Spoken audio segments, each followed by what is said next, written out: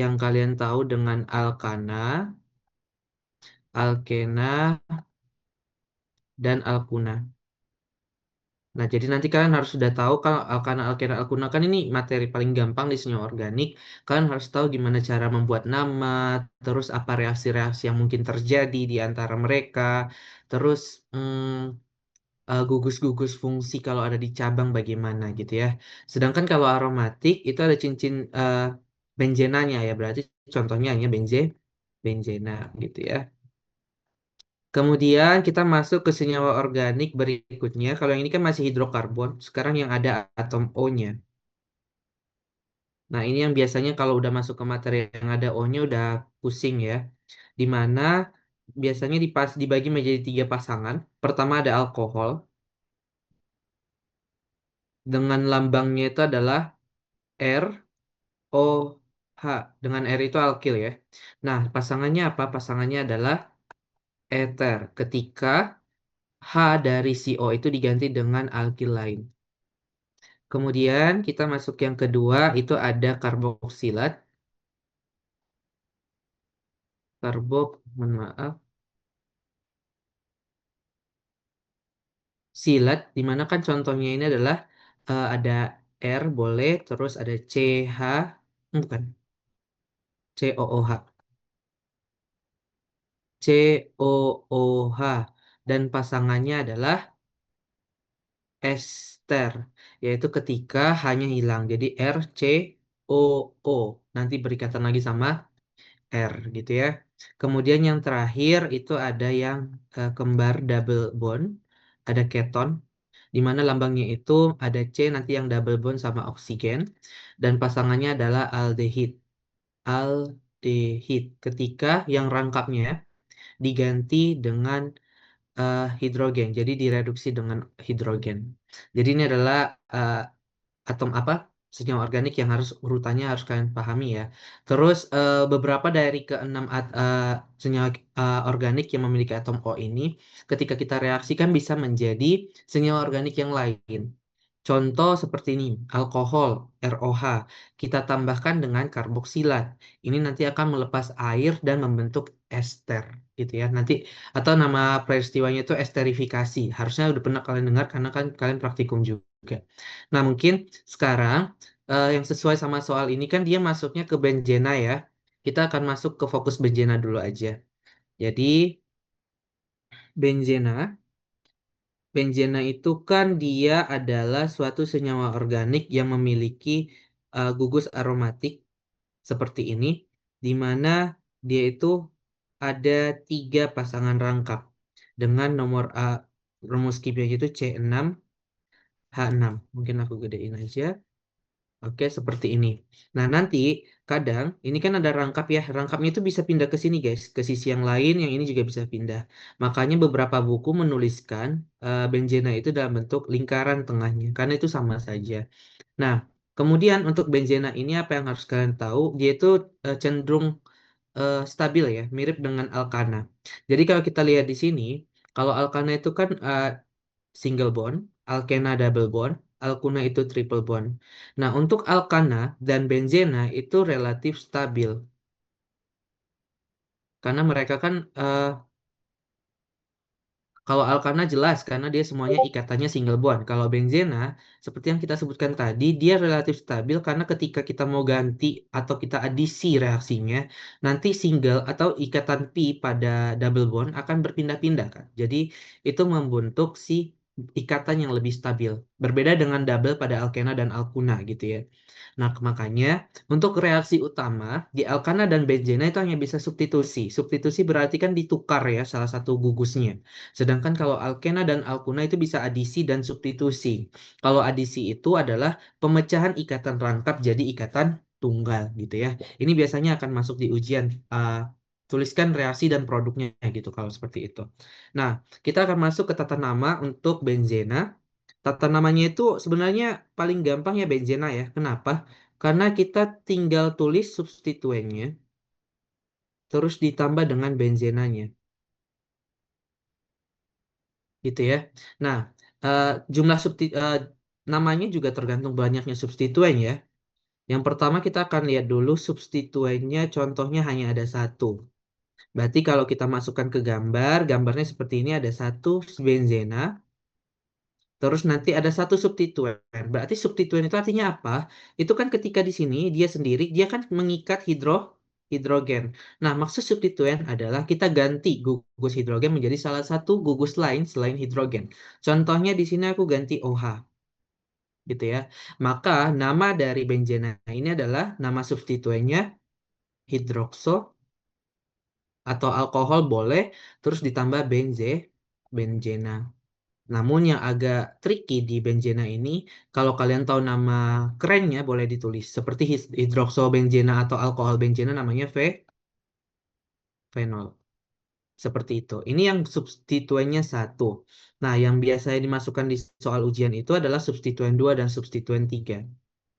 Kalau substituen 2, maka itu kan seperti alkana alkena, kita harus menuliskan nomor gugusnya. Misal di sini aku tulis ada benzena, ada OH, terus ada sianida. Berarti kan udah ada dua gugus yang menggantikan hidrogen. Nah, berarti kita harus memberikan informasi nomor atom yang mengikat substituen tersebut. Nah, pengaturan nomor atom itu berdasarkan apa? Ya, berdasarkan yang namanya prioritas substituen. Nah, untuk menggampangkan kalian menghafal, itu boleh pakai ini. Jadi, kesaktian kopi aren cap halo. Nah, di mana yang paling kiri ini paling prioritas. Paling kiri ini paling prioritas. Ini paling prioritas utama. Nah, apa sih kepanjangan dari ini semua? Kita akan tulis bareng-bareng di mana K ini adalah karbonat atau karboksil ya, karena kan cabang ya, makanya il. Karboksil atau CH3, bukan CH3, COOH. Terus kalau E ini adalah ester. Terus S ini adalah sulfonat. Kalau A ini adalah aldehid. Kalau K-nya keton. Kalau C di sini sianida. O-nya ini ol atau alkohol ya. Terus A di sini ada amina NH2. Terus R di sini namanya alkil. Terus di sini E ada kedua ether. Bedain ya. Yang pertama yang paling prioritas ester dulu baru ether. Terus di sini ada nitro N2. Dan di sini ada halogen golongan 7A, itu ada F, Cl, Br, I. Nah, jadi kalau kita lihat di sini, kita kan punya dua gugus ya, ada gugus alkohol, ol, sama sianida. Nah, berarti pengaturan nomor-nomor C-nya itu dimulai dari sianida. Kenapa? Karena sianida lebih prioritas dibanding dengan alkohol. Jadi nomor atomnya itu dimulai dari nomor satu di sini. Kemudian nomor duanya kemana? Ya terdekat lagi kepada yang prioritas utamanya. Namun karena kita cuma punya dua gugus substituen, maka langsung ke arah OH-nya. Berarti di sini ada 2, 3, 4, 5, 6. Nah, maka namanya adalah, kalau dituliskan cyanida itu C ya, boleh, boleh S. Kalau aku tulis C berarti C dulu baru hidrokso ya. Maka urutannya adalah uh, 3. Mohon maaf.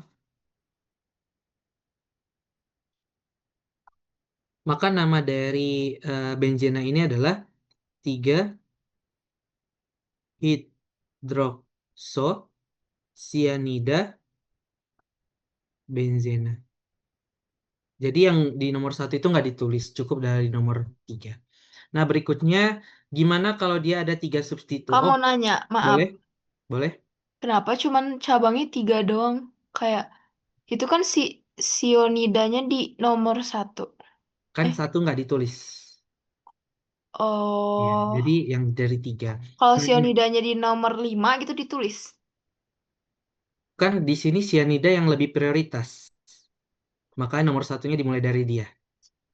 Oh, oke. Seperti itu. Nah, yang ini kan ada dua nih. Biasanya penamaannya itu kita lebih ke arah isomer yang akan kita bahas di soal. Di mana isomernya itu kan ada dua substituennya. Jadi kalau aku gambarkan, kemungkinan dia boleh yang kayak gini. Satu, dua, samping-sampingan gugusnya. Bisa di sini, satu, dua, lengkap satu. Sama yang ketiga ini berjauhan banget. Ini adalah isomer dari benzena dengan dua substituen. Nah, kalau kita lihat, kan di sini pasti salah satunya akan jadi lebih prioritas ya. Sehingga kalau di sini nomor atom C1 ini nomor duanya. Begitu juga dengan gambar kedua. Misal kalau yang ini lebih prioritas, maka nomor satu di sini, dua, tiga. Dan Kak, kalau yang ini, oke, mau tanya Kak, itu boleh. Jasmine ada pertanyaan di chat. Oke. Em, Kalau misalnya, kenapa penulisannya hidrokso dulu baru cyanida? Yang tadi Nah, dua. karena cyanidanya itu termasuk kepada cincin benzena utama atau rantai utamanya. Bisa. Jadi dia melekat ke benzenanya. Jadi kalau di sini kita akan asumsikan si cyanidanya itu termasuk kepada benzena di sini. Sedangkan substituen kita hanya dianggap hidrokso, gitu ya. Berikutnya ini yang tadi ya. Jadi kalau kita lihat di sini kan sudah ada urutannya, sehingga kalau yang paling kiri ini kalau kita kasih kode berarti dia substituennya di 1,2, ini substituennya di 1,3, yang ini 1,4. Nah, kalau mereka berdekatan atau polanya 1,2 itu namanya orto. Terus kalau 1,3 namanya meta, kalau 1,4 atau berjauhan namanya para. Seperti itu. Nah, mungkin kita selesaikan dulu penamaan untuk yang ini ya. Berarti ada satu lagi untuk yang tiga substituen. Kita tulis dulu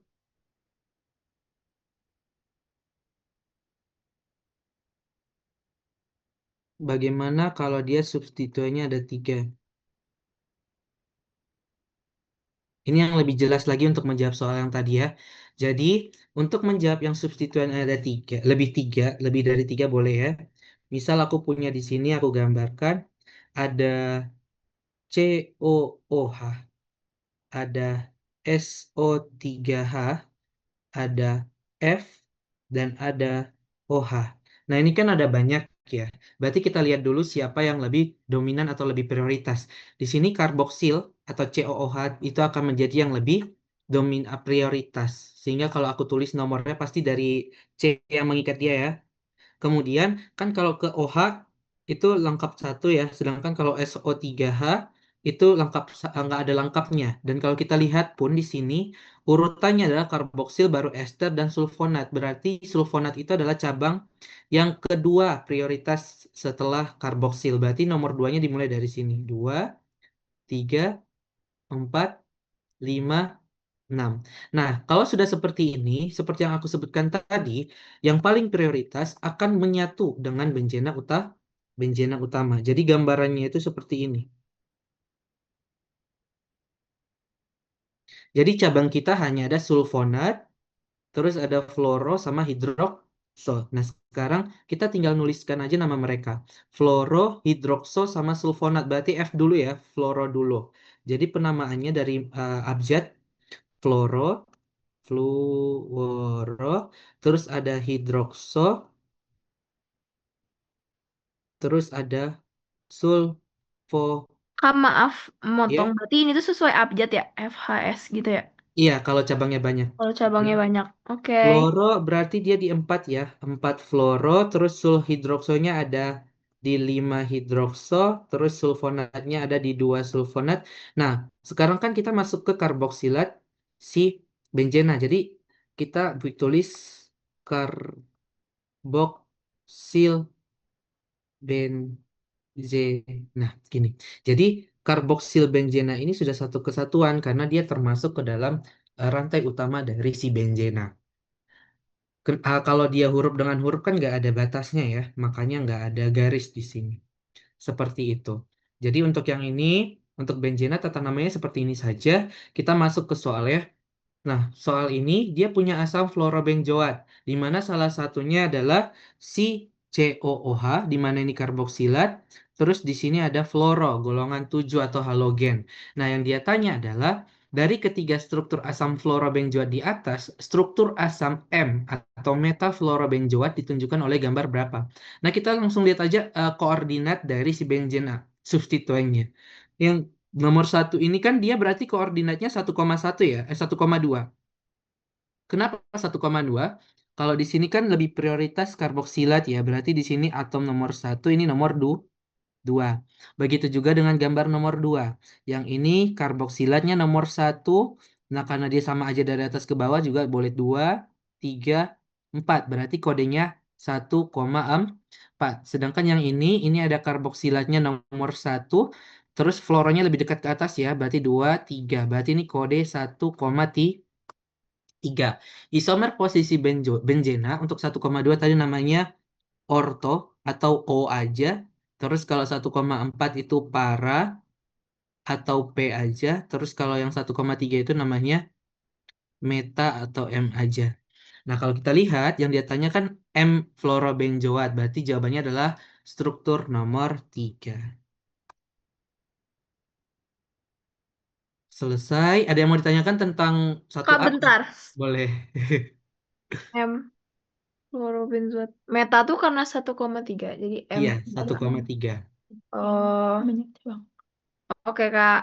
Oke, nah eh, aman nggak ya harusnya untuk yang tata nama ini? Memang agak pusingnya untuk menghafal urutan prioritas ini dan kan harus tahu juga rumusnya atau gambar strukturnya kalau ada seperti ini.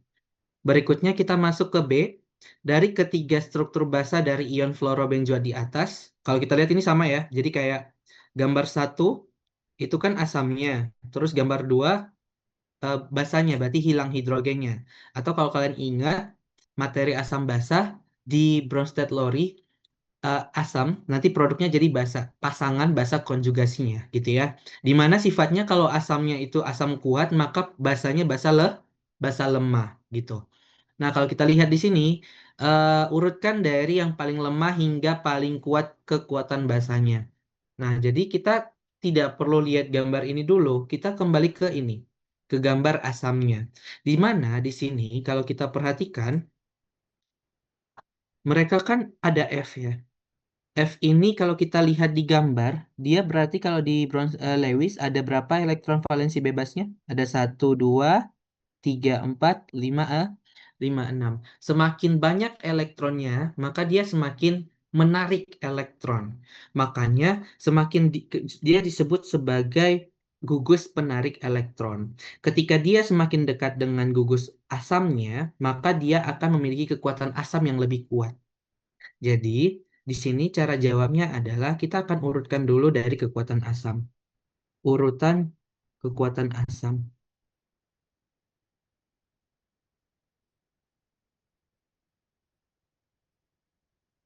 Nah, berarti kan kita tinggal lihat aja yang paling dekat jarak antara karboksil sama fluoronya lebih kuat. Maka di sini yang paling kuat adalah orto dulu, baru meta, lalu yang paling lemah adalah para. Jadi di sini urutannya orto lebih kuat daripada meta, lebih kuat dari para. Nah, sekarang yang ditanya di soal adalah urutan kekuatan basanya, kekuatan basa konjugasinya. Ya udah kita tinggal balik aja urutan asamnya. Karena kan kalau asamnya asam kuat, basa konjugasinya basa lemah. Maka yang lebih kuat adalah para, baru meta, lalu orto. Atau urutannya kalau di sini yang para itu 5 lebih kuat daripada yang 6. Terus yang paling lemah kekuatan basanya adalah 4. Kak, maaf. Jadi Lalu? semakin deket si cabangnya, maka si asam itu semakin kuat gitu. Iya, kalau dia ada karboksilatnya ya. Kalau nggak ada, berarti nggak ada asamnya. Karena Oke, bawa asam itu oke. COOH ya, asam karboksilat. Oke, oke. Seperti itu. Aman yang ini? Aman, Kak. Aman. Nah, sekarang ini sebenarnya perhitungannya tentang pH-nya sih. Jadi dia menggabungkan antara senyawa organik sama perhitungan asam basa. Kalau di sini kita lihat di bagian C, pH larutan asam M-fluorobenzoat 0,279 molar. Ini bisa lah ya, berarti ya. Kan hanya ada asam gitu. Jadi menurut aku untuk yang ini kita skip dulu aja karena ini mirip banget sama asam basa. Kita fokus ke organik dulu ya. Tapi nanti di kunci jawabannya udah aku kasih kok yang pembahasan semuanya. Oke. Nah, berikutnya kita masuk ke yang ini. Yang ini agak bingung untuk teman-teman yang lain juga karena sudah masuk ke reaksi-reaksinya ya. Nah, di sini ada linalol atau linalil alkohol adalah senyawa organik alam yang dikenal sebagai minyak atsiri yang banyak dipergunakan untuk pewangi atau parfum. Dia punya dua isomer, itu isomer aja lah ya kita sebut karena ya mirip sama enantiomer aja. Ada S, ada R. Terus di sini dia menggambarkan satu struktur dari linalol. Nah, kalau kita lihat di sini, eh, kita akan langsung pilih rantai utama dan kita nomorin nomor atom C-nya dari mana. Nah, kalau kita lihat di sini, yang paling panjang itu pasti dari yang datar ini aja ya. Jadi dari sini terus ke sini. Boleh nggak ke atas? Sama aja. Lagian dia juga sama ya cabangnya.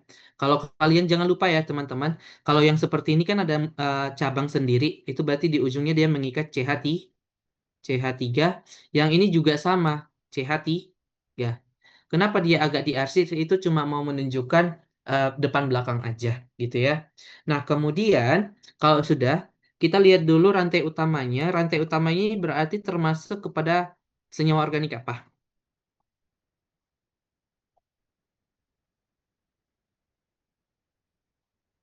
Alke. Alkena, kan dia Oke, rangkap nah, dua. betul, karena ada rangkap duanya. Kemudian berarti penomoran untuk alkena kan dimulai dari yang paling dekat dengan Rangkap double bondnya, rangkapnya. Berarti dimulai dari kiri ya. kiri ya. Di sini satu, sini dua, sini tiga, ini empat, ini lima, ini enam, ini tujuh, enam, dan delapan. Berarti ini namanya oktadiena ya. Kenapa oktadiena bukan oktena? Karena rangkapnya ada dua. Oke. Nah, kalau kita coba bahas yang A, gugus fungsi alkohol. Alkohol ini tadi kan kita udah tahu ya gugusnya adalah OH. Terikat pada atom nomor berapa? Ya jawabannya adalah nomor Tiga. 3. Berikutnya, ini yang agak bingung. Gambarkan struktur produk yang terbentuk ketika senyawa linalol di atas direaksikan dengan Br2 berlebih dan dilarutkan dalam pelarut organik nonpolar. Kata kuncinya terletak di pelarut organik nonpolar. Ketika kita mereaksikannya dalam pelarut organik nonpolar, maka itu reaksinya adalah reaksi adisi. Kan reaksi utamanya ada dua ya, ada adisi, ada substitusi. Terus kalau substitusi, kata kuncinya apa? Substitusi, cukup kalian lihat kondisinya kondisi apa. Kalau kondisinya adalah kondisi radikal, maka itu reaksinya adalah reaksi substitusi. Kemudian kata lain adalah dilarutkan dalam asam kuat, maka itu kondisinya adalah substitusi gitu ya. Nah, kita boleh gambarkan lagi soalnya ada 1, 2, 3, 4, 5, 6, 7, 8 rangkap di sini, rangkap di sini, metil, metil hidrokso OH. Kita tambahkan dengan Br2. Nah, apa sih beda dari adisi sama substitusi? Kalau adisi, nanti yang kalian reaksikan, dia akan menyerang pertama kali adalah double bond atau triple bondnya. Kalau sudah dia serang, maka nanti akan pecah menjadi single bond dan dia akan menempati salah satu kaki dari C-nya. Gitu ya. Nah, kalau kita gambarkan di sini ya, contoh yang paling kiri ini kan berarti CH2 ya, teman-teman. CH2 terus ada CH gitu ya. CH baru naik ke atas. Kita ambil sisi yang ini aja ya, biar lebih paham. Nah, kan ini masih double bond ya, teman-teman. Ketika ada Br2 dan reaksinya adisi, si Br2 akan memutuskan satu ikatan ini. Nah, sekarang kan kalau C itu kakinya harus 4 ya. Di sini C yang kiri masih ngikat 3. Dua hidrogen, satunya ke C yang kanan. Maka si Br nanti akan menarik untuk mengisi kekosongan satu kaki dari si C-nya. Begitu juga dengan C yang sebelah sini. Jadi dia akan ngisi juga. Jadi Br. Nah, begitu yang disebut dengan reaksi adisi. Kalau reaksi substitusi, dia tidak memecah ikatan rangka, menggantikan. Misal di sini kan tadi CH2 ya teman-teman, nanti hanya dihilangin satu dikasih sama dia. Jadi CHBr gitu contohnya. Nah, kemudian Kalau yang ditanya, yang mana sih Kak ikatan rangkap yang akan dia serang pertama, yang paling kiri atau paling kanan? Itu kita nggak bisa jelaskan. Namun di sini kan ada kata-kata BR2-nya berlebih, sehingga kesimpulannya apa? Semua ikatan rangkap akan dia pecah. Jadi strukturnya masih sama, masih C8, 1, 2, 3, 4, 5, 6, 7, 8 gitu ya. Namun sekarang sudah tidak ada lagi yang double. Kalau kita lihat yang sebelah sini kan atom nomor 3 ada metil, ada OH. Terus di sini ada metil. Nah, yang di sini dia kan hanya hilang satu ya, jadi bukan hilang. Ikatan rangkapnya udah putus, maka nanti dia akan digantikan sama BR, begitu juga yang di sini ada BR, dan di sini kan dua-duanya yang ini ya, yang tadinya rangkap, sekarang dua-duanya akan diisi sama BR. Udah. Jadi strukturnya seperti ini setelah dia kita berikan reaksi adisi dengan BR2. Aman?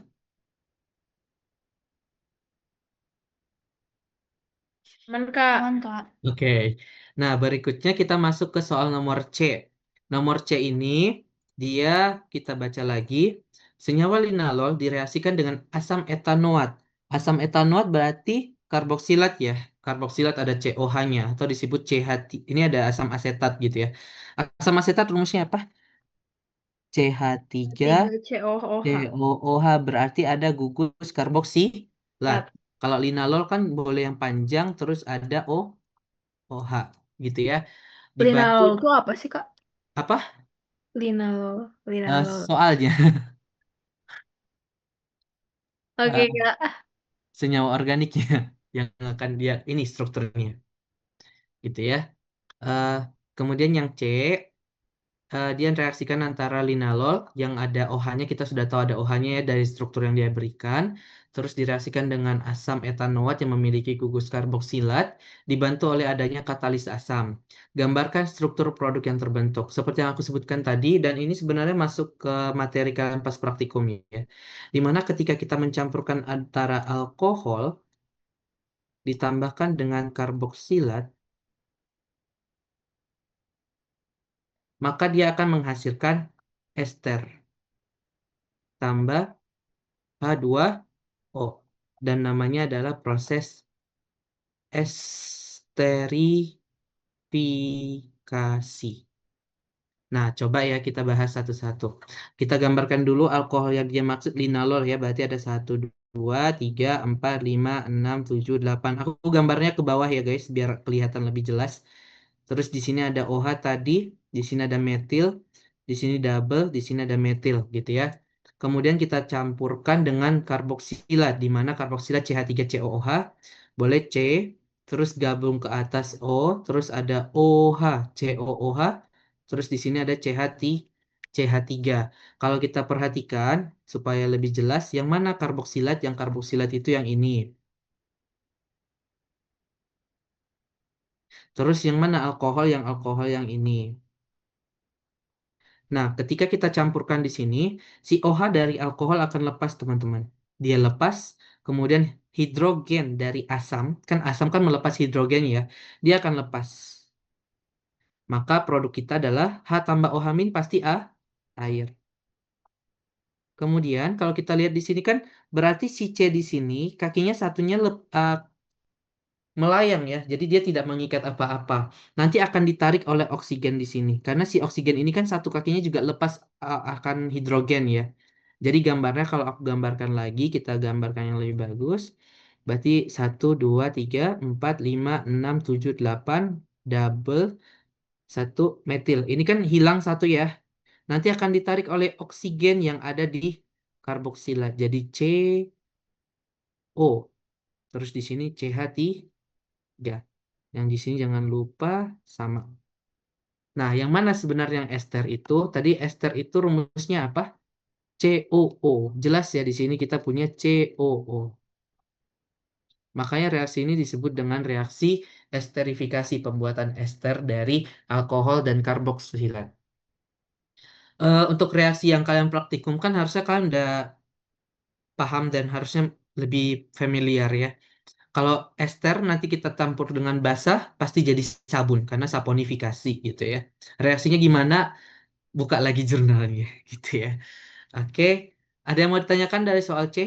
Kak, jadi Boleh. itu kayak gambar-gambar alkohol, karboksilat, kayak kita harus tahu gitu ya, harus hafal gitu ya, Kak. Kalian harus tahu kalau dikasih gambar, dia sebutkan gugus apa aja yang ada di dalamnya, ya kalian harus bisa menjelaskan gugus apa aja. Kebanyakan itu dia melihatnya yang satu aja. Misal kayak gini, yang di sini, yang CH3COH. Kemarin ada yang bilang ini gugusnya ester. Dia Yang nggak mana, melihat Kak? yang ini, yang ini, yang Jujur, oh itu. ya. Heeh. Karena kan C Menurut aku. O O gitu kan, ester. Tapi kan O yang di sebelah sini tidak mengikat R atau alkil. Kalau yang ini kan dia mengikat alkil. R. Yang ini R juga. COO. Yang lebih parah lagi dia mengasumsikan CH3COOH ini keton karena ada C double oksigen. Padahal kalau di sebelah kirinya O atau sebelah kanannya O itu termasuk antara ester ataupun karboksilat. Kak, Gitu. maaf, jujur kursor kakaknya nggak kelihatan. Oh iya nggak kelihatannya. Iya. I'm sorry. Nanti kita perbesar lagi guys. Nah gini kelihatannya. Nah, iya, Oke, bisa aman? aman. Aman. Jadi nanti kita akan lihat. Kalau yang untuk reaksi yang umum, di soal dia tidak akan sebutkan produknya, guys. Tapi kalau dia reaksinya tidak umum, seperti soal D, dia akan berikan produknya malahan. Kita baca bareng-bareng ya. Di sini kita punya OH pada linalol, kan jelas alkohol. Terus Benar. direaksikan dengan senyawa alkil iodid. Berarti alkil kan R, berikatan sama I. Contohnya metil iodid, berarti gambar metil Ya, CH3. tiga. I gitu. Aman. Terus menghasilkan produk senyawa turunan eter. Eter apa? Gambar eter. Nah, mungkin Cek. kita gambarkan dari sini ya, dari soalnya linalol 1, 2, 3, 4, 5, 6, 7, 8. Satu, Jenalul. jadi ini OH-nya di sini, terus di sini ada metil. Terus kita tambahkan dengan metil iodida. Metil kan C, terus kakinya ada 4, biar lebih gampang paham. Ini ada I, ada H, ada H, ada H. Terus dia jadi apa? Eter. Kalau eter kan rumusnya tadi R, alkil, terus ada oksigen, baru R lagi. Terus ditambah dengan asam iodida.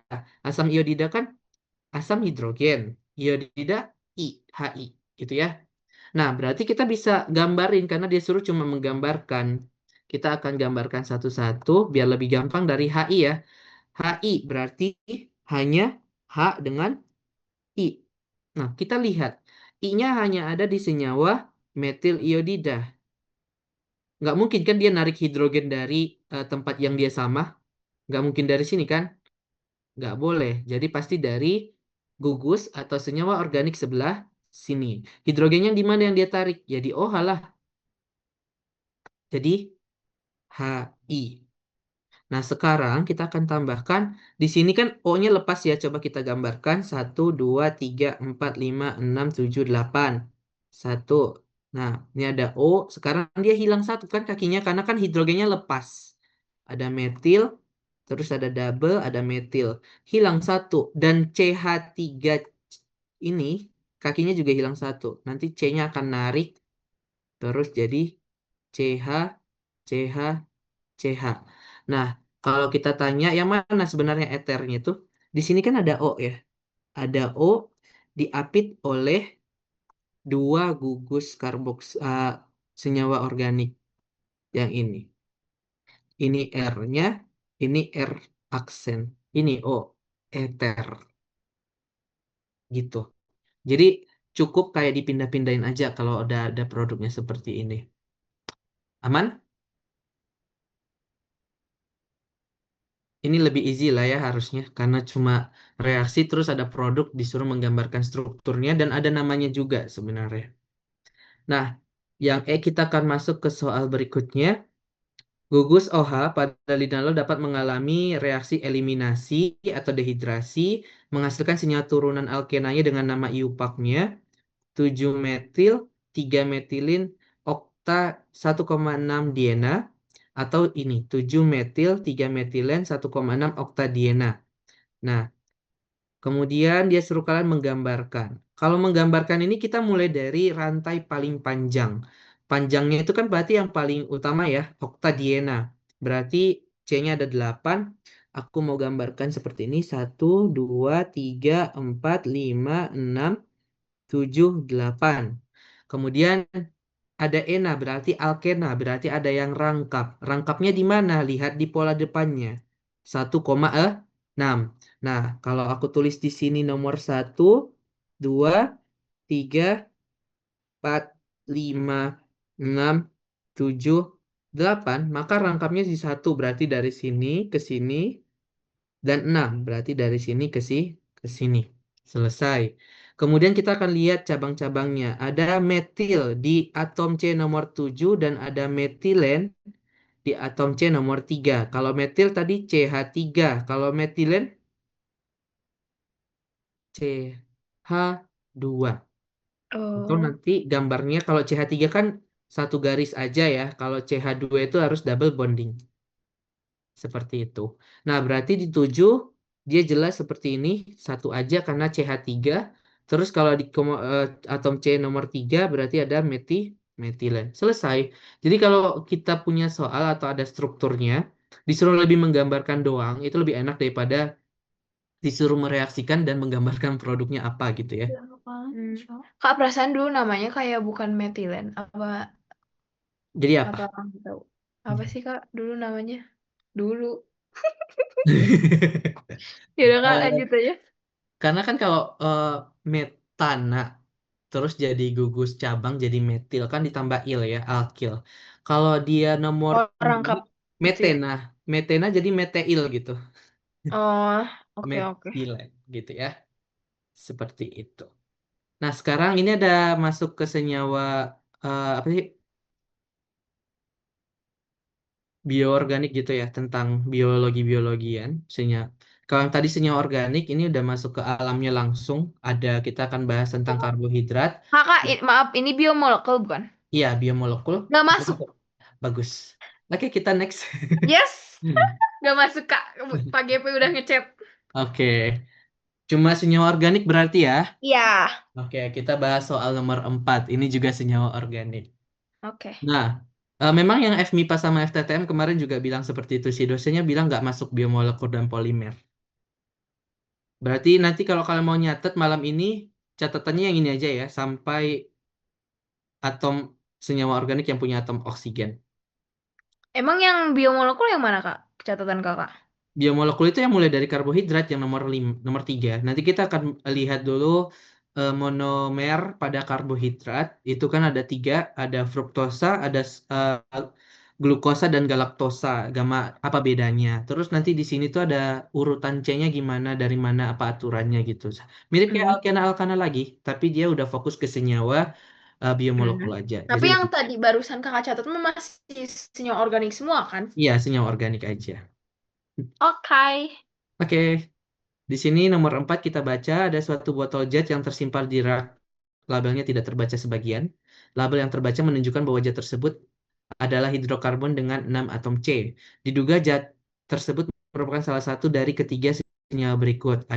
Ini ada yang I, ada II, ada III gitu ya. Yang A tuliskan nama IUPAC masing-masing senyawa di atas. Kalau yang nomor I ini gampang karena dia aromatik ya. Ciri-ciri aromatik ada 1, 2, 3. Heksagonal, terus dia punya 3 ikatan pi. Ikatan itu kan kalau di waktu semester 1 kita kalau yang satu cuma sigma ya. Kalau rangkap berarti ada sigmanya 1, terus ada pi. Kalau dia triple berarti satunya sigma, pi-nya ada 2 gitu ya. Nah, yang pi ini yang akan bisa pindah-pindah. Yang aku sebutkan tadi bisa ke sini, terus yang ini bisa pindah ke sini, yang ini bisa pindah ke sini, gitu ya. Nah, kalau kalian lihat, di sini kan ada C ya, C, dia mengikatnya udah 3 kali ini, 1, 2, 3, berarti nanti mengikat satu hidro.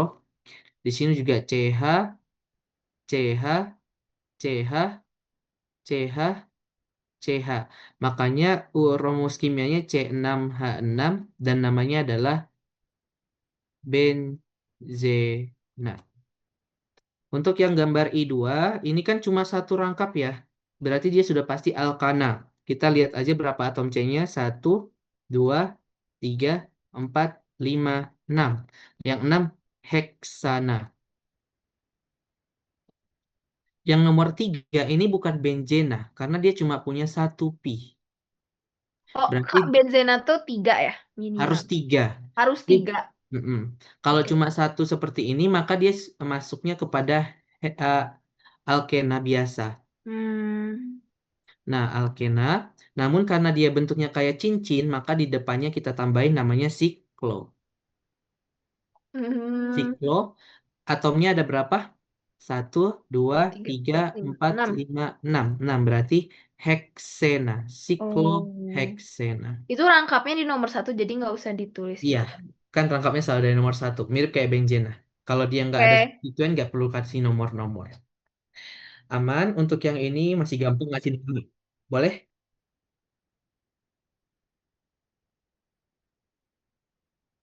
Eh, itu kayaknya nggak bakal terjadi reaksinya. Nggak bakal membentuk struktur. Karena nanti akan ada satu C yang nggak normal. Jadi dia, kalau ada dua dan dia maksa ke alkena, dia pasti akan menjadi rantai lurus. Nanti coba aku cari dulu contohnya kalau ada yang dua ya. Oke. Nah, berikutnya, salah satu zat yang dapat digunakan untuk mengidentifikasi senyawa tersebut adalah Br2. Dari ketiga senyawa tersebut, tentukan senyawa mana yang dapat mengalami adisi. Yang bisa adisi hanya alkena dan alkuna. Nah, jadi Oke. punya kita apa? Maaf mau nanya motong. Boleh? Kalau kalau alkena dia berarti rangkap 2 jadi tunggal. Kalau alkuna rangkap 3 jadi tunggal apa gimana?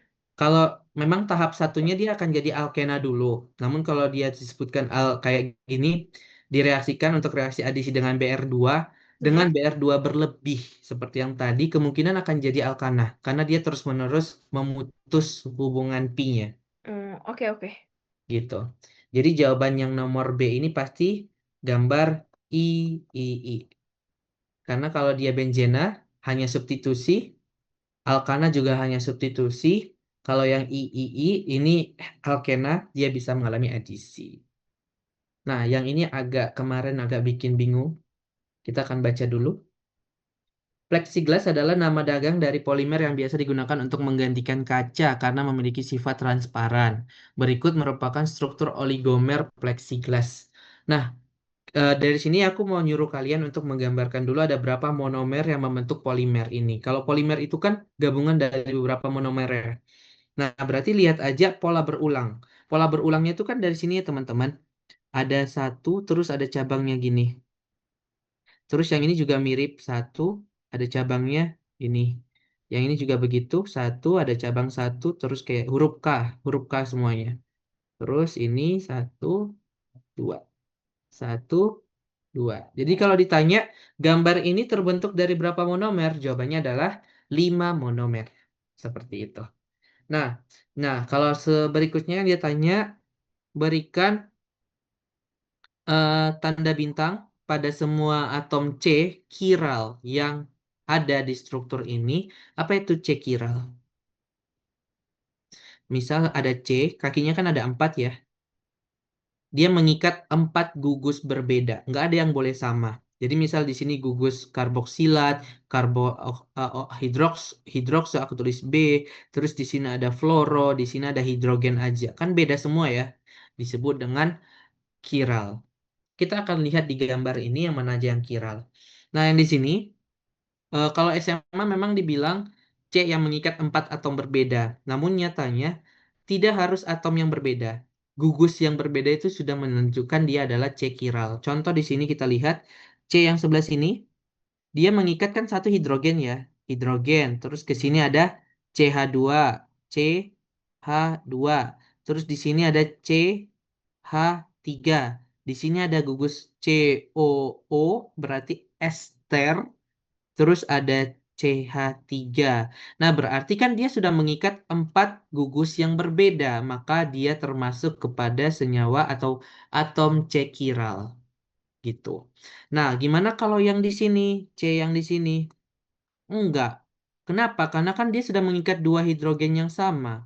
Ada CH2 berarti H atas, H bawah. Ini tidak termasuk.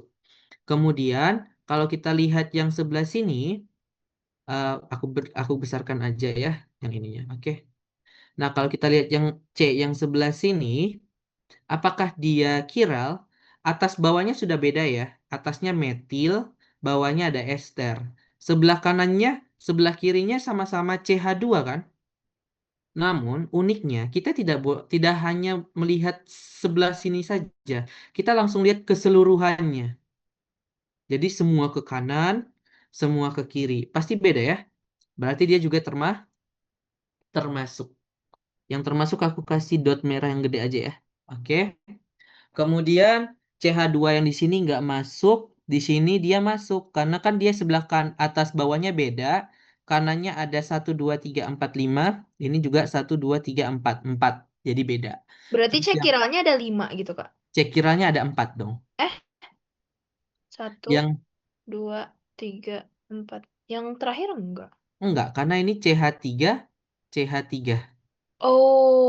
gitu. Jadi Oh. dilihat juga ya di akhir-akhir itu Tapi biasanya yang ada yang itu. pertama dia mengikat H gitu ya yang ke kirinya. Iya, ke kirinya kan H bukan CH3 gitu. Ah, maaf tadi boleh diulang yang monomer 5 tuh. Jadi kayak per Yang ulang. Pola berulangnya ada oh, berapa pola kali berulang. aja? Oke, oke, oke. Boleh? Nah, jadi yang dilihat itu gugusnya. Jadi jangan hanya ininya aja. Kalau kita lihat kan yang kedua ini ya. Kedua kan yang di sini dia ikat yang ini. Terus yang kirinya dia ngikat yang ini. Kan mereka aja memang gugus CH2. Tapi kan CH2 berkelanjutan yang lebih kanan ini lebih panjang rantai alkilnya. Yang kiri ini nggak sama. Jadi benar-benar harus eh, identik. Baru nggak boleh. Kalau masih kayak gini kan panjang rantainya udah beda ya, masih diasumsikan masuk ke alkil A ke kiral gitu. Aman? Oke. Nah, berikutnya kita masuk ke soal D dan E. Di sini aku Terakhir mau enggak karena jelasin. di 2 CH3. Kita akan jawabnya langsung dari E dulu ya. Gambarkan struktur monomer plexiglass. Nah, yang D dulu ya, yang D dulu, yang D. Gambarkan plexiglass. Apakah plexiglass terbentuk dari reaksi kondensasi dan adisi? Di sini kalian bisa langsung lihat aja yang kondensasi ini sebenarnya agak jarang karena dia hanya terjadi pada dua gugus aja. Gugus OH. Kondensasi itu kan nanti akan muncul hidrogen ya, H2O ya, air gitu ya, mengembun. Sama satu lagi COOH. Jadi selain ini dia pasti adisi. Di sini ada nggak kalian lihat COOH gugusnya? Apalagi gugus dia yang ikat nggak ada ya. Jadi jawabannya pasti adisi. Berikutnya monomer Kak, eh, maaf boleh ulang nggak kenapa audisi? kalau dia kondensasi. Jadi kondensasi itu lebih jarang reaksi daripada adisi. Kalau kondensasi itu hanya terjadi ketika eh, gugus yang menyatukannya itu ada OH-nya atau COOH-nya. Kalau kita lihat di sini kan gugus yang menyatukannya tadi CH2 ya, antara satu yang ujung-ujungnya kan CH2. Nggak Mm-mm. mungkin ada O-nya kan. Kalau ada O-nya berarti nanti tinggal CO gitu ya. Kalau misal OH, nanti pasti O di sini bukan CH2 gitu. Oke, Atau kalau COOH kita gabungkan sama monomer lain jadi COO atau ester gitu ya. Jadi pengikatnya. Oke. Yang E oke. kita akan minta gambarkan struktur monomer plexiglass. Berarti kan tadi yang berulang itu gambarnya adalah CH3, terus ada CH, terus ada CO, O, terus ada CH3, terus di sini CH2. Kita ambil satu sisi aja ya. Jadi yang sebelah kiri aja. Nah, kalau dia kan kita tahu proses pembentukan plexiglass ini dari soal D kan adisi ya. Adisi kan tadi kita tahu artinya dari double ke single. Nah, berarti kalau kita ini monomernya, ini polimernya. Kemudian dia suruh mencari struktur monomernya. Berarti kan kita ambil satu pola berulang aja seperti ini. Udah, yang ini gambarnya. Kemudian kita akan lihat reaksinya kan adisi ya. Kita lihat apakah masih ada yang belum mengikuti aturan. ada yang mana di sini. Yang ini kan, ini udah ya, mengikat 4 CH3, hidrogen, ester, sama CH2. Tapi yang CH2-nya kan masih 3 kaki yang kepakai. Apakah dia dikasih CH3 atau malah rangkap? Ya kita lihat reaksi yang pembentukan polimernya. Pembentukannya kan adisi. Berarti monomernya nanti akan menjadi double. Berarti yang ini kita kasih double satu. Sehingga dia hanya mengikat hidrogen, CH2 aja, yang hidrogennya hilang. Seperti itu. Jadi kalau monomer plexiglass itu yang seperti ini gambarnya. Oke. Nah, dari gambar yang sudah aku gambarkan yang di E, kita akan melihat sebutkan dua gugus fungsi yang dimiliki oleh monomer plexiglass. Ayo, kalian ada bertiga, sebutkan tiga. Di sini ada 3 gugus apa aja? Ayo. Ini mohon maaf ya guys, nggak kebaca tadi komen apa di meeting chatnya belum kebuka. Coba Iya. apa aja? Apa aja gugus yang mungkin ada? Yang paling gampang di ujung ini kan ada ya. CH3. Oh iya Ini Kak. gugus Kak. metil. Terus ada CH2, CH2. CH2 metilen. Gugus metilen. Terus ada COO. Gugus apa COO? Ester. Ester. Kalau dia minta dua aja, dua dari ketiga ini. Hmm. Aman? Kak maaf, mau Boleh? tanya lagi tadi plexiglass tuh haknya hilang jadi rangkap gara-gara dia adisi. Reaksi adisi pembentukan polimernya. Hmm, oke. Seperti itu. Kalau kita lihat monomernya ini kan dia tidak punya OH atau COOH ya di sini. Makanya Mm-mm. reaksi pembentukan polimernya, kalau kita gabung dia dengan monomer lain, reaksinya itu hanya bisa reaksi adisi, bukan reaksi kondensasi. Kalau reaksi kondensasi, kamu mau kondensasi ini maksa, berarti kamu harus punya gugus OH atau COOH di dalam monomer kamu. Gitu. Oke, Kak. Susah ya memang ya. Bisa dipahami. Nah, yang nomor 5 ini juga biomolekul ya sebenarnya. Jadi kita tidak akan bahas. Udah, soal ujian yang aku dapat tentang senyawa organik cuma itu guys. Kita akan lanjut ke soal UAS tahun lalu banget ya. Ini soal UAS yang pagi, jam 10. Nanti aku kasih juga soal yang jam siang. Sebenarnya mirip, soalnya mirip, cuma kata-katanya diganti sama angka-angkanya diganti. Kita akan bahas yang paginya aja. Ada yang udah ngerjain? Belum, Kak. Belum, Kak. Bohong lah tuh. Kita akan bahas bareng-bareng. Ini penampakan halaman depannya seperti biasa ya. Kita mulai dari nomor satu. Nomor satu asam basa, tapi sama sekali nggak ngitung. Jadi nomor satu sampai soal G ini nggak ngitung sama sekali. Benar-benar teori konsep dasar. Di sini ada yang agak keliru ya. Ini nanti 2,6. Oke. Kita baca. Asam trifluorometanosulfonat. pKa-nya 10 pangkat min 14. Berarti Ka-nya berapa? Ka-nya 10 pangkat minus minus 4B atau sama dengan 10 pangkat 14. Nah, semakin tinggi Ka-nya, kan berarti semakin cenderung membentuk produk ya. Berarti dia asam kuat. Kemudian kita baca lagi, asamnya sering digunakan sebagai katalis. Asam trifluorometanosulfonat ini lebih kuat dibandingkan asam sulfat. Asam sulfat aja udah kuat ya teman-teman. Kalau kita lihat di sini Ka-nya, berarti ini 10 pangkat 3. Maupun asam metanosulfonat, berarti Ka atomnya ini adalah 10 pangkat 2,6 gitu. Nah, kalau kita baca yang A, lengkapi reaksi berikut. Ya, easy lah ya. Kita lihat aja reaksi apa yang dia bentuk. Ada asam trifluorometanosulfonat ditambah air. Maka dia dalam air akan melepas ion H3O plus sesuai dengan teori asam basa Arrhenius. Maka dia akan melepas hidrogennya 1 jadi SO3 min. Hmm. Kemudian Kalau di sini dia asam, maka pasangannya adalah basa. Makanya dia Asam. bisa direaksikan dengan H2SO4 yang Hmm. asam. Maka reaksinya di bawah CF3 SO3. Sekarang dia sebagai basa kan, berarti dia narik hidrogennya satu, terus H2SO4-nya jadi Oh, HSO4 empat. Minus. minus. Hmm. Selesai yang A. Ini poinnya 2 dapat gitu ya. Eh, Nanti jangan lupa fasa ya. Apapun Ya. yang punya muatan itu pasti aqueous. Aquas. Kalau H2O pasti liquid ya kalau reaksi asam basa.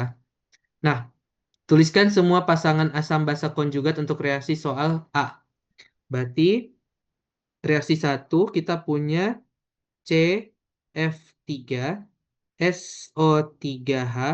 Ini pasangannya adalah CF3 SO3 min. Dan pasangan berikutnya adalah H2O, pasangannya H3O plus. Untuk reaksi nomor 2 pasangannya adalah CF3 SO3 min, pasangannya CF3 SO3H, dan pasangan berikutnya adalah CH2SO4, pasangannya HSO4 minus. Kalau aku tanya, sebutkan satu spesies yang kemungkinan amfoter, yang mana? Hmm. Kedua, oh, Hmm? yang CF3SO3 min ya, Kak? Itu udah nggak ada hidrogen di dalamnya, berarti dia tidak bisa jadi asam. Amfoter. H2. H2O sama H3O plus. Jawabannya HSO4 minus. Kenapa, Kak? Karena kan kalau asam, dia kan akan melepas Hidrogen. hidro, berarti dia minimal punya satu hidrogen ya, gitu. Mm-mm. Kalau basa, dia kan nanti akan menarik hidrogen. Jadi kalau kita lihat di sini, Mm-mm. CF3SO3 min, dia satu-satunya sifat yang bisa dia miliki hanya basah. Karena dia tidak punya hidrogen. Jadi dia nggak bisa Mm-mm. ngasih hidrogen, berarti dia basah. Sedangkan kalau HSO4 min, dia punya hidrogen satu. Jadi either antara dia direaksikan dengan basah, nanti dia akan kasih hidrogennya, atau dikasih asam. Dari asam itu dia akan narik satu menjadi H2SO4. Gitu. Kan H2O kebayang? kenapa enggak, Kak? Kan H2O itu emang masih bisa sih. H2O bisa, tapi kan yang biasa aku tanya itu yang sebelah kanan aja sih, yang Yang di sebelah produk. kanan tuh gimana? Oh, Produk. Produk. eh, Oke, oke. kita lihat yang nomor C. Pada saat kesetimbangan, apakah produk atau reaktan yang memiliki jumlah lebih banyak pada masing-masing reaksi di atas. Jadi kan ada MRS, nanti kita lihat apakah produk atau reaktan yang lebih banyak.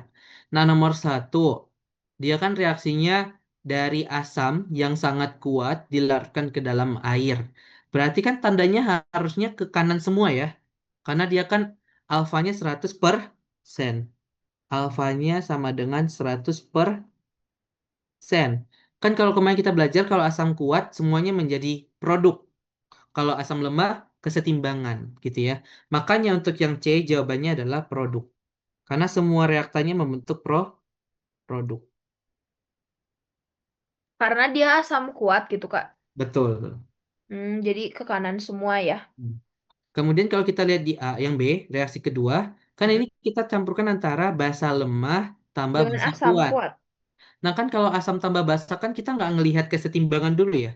Mm-mm. Kalau kesetimbangan itu hanya ada pada saat hanya asam lemah atau hanya basa Lemah. lemah. Jadi asam tambah basa pun dia langsung semua menjadi produk, tergantung kepada siapa reaksi pembatas kan. Maaf, Kak, ulang-ulang. Kan ini asam tambah basa nih. Ini asam, Mm-mm. ini basa ya, mohon maaf. Ini basa, ini basanya, ini asamnya. Asamnya. Kan kita Mm-mm. nggak melihat kesetimbangan yang lemahnya dulu ya. Kan kita biasanya MRS nih. Kita lihat siapa reaksi pembatasnya. Ada reaksi pembatasnya dia akan habis kan. Iya, Berarti habis membentuk produk. Berarti dia produk. membentuk produk semua kan? Iya. Gitu. Jadi jawabannya itu. Jadi Hmm. kapan Kak kalau dia malah reaktannya yang reaktannya lebih yang lebih banyak ya banyak. ketika kamu mencampurkan yang lemah dalam air aja gitu. Hmm, Gitu ya. oke. Kemudian di sini kita akan lihat yang D.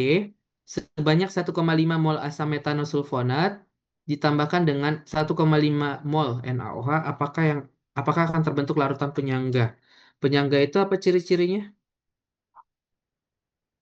Yang sisa yang Lemah. lemah.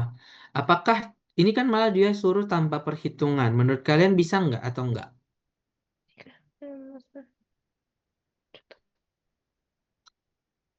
Asamnya asam metanosulfonat, di Asam kuat asam kuat. Terus tambah NaOH basa kuat. basa kuat. Pasti tidak bisa. Kuat sama Jadi kuat tidak bisa. jawabannya Hmm. tidak. Kenapa? Bisa jadi dua alasan. Yang pertama, asam kuat tambah basa Basa kuat. Mm-mm. nggak ada spesies yang lemah. Mm-mm. Kemudian alasan kedua, sama-sama habis kan? Iya, Kalau sama-sama habis, hanya bisa membentuk hidrolisis garam. garam, bukan buffer. Seperti itu. Hmm?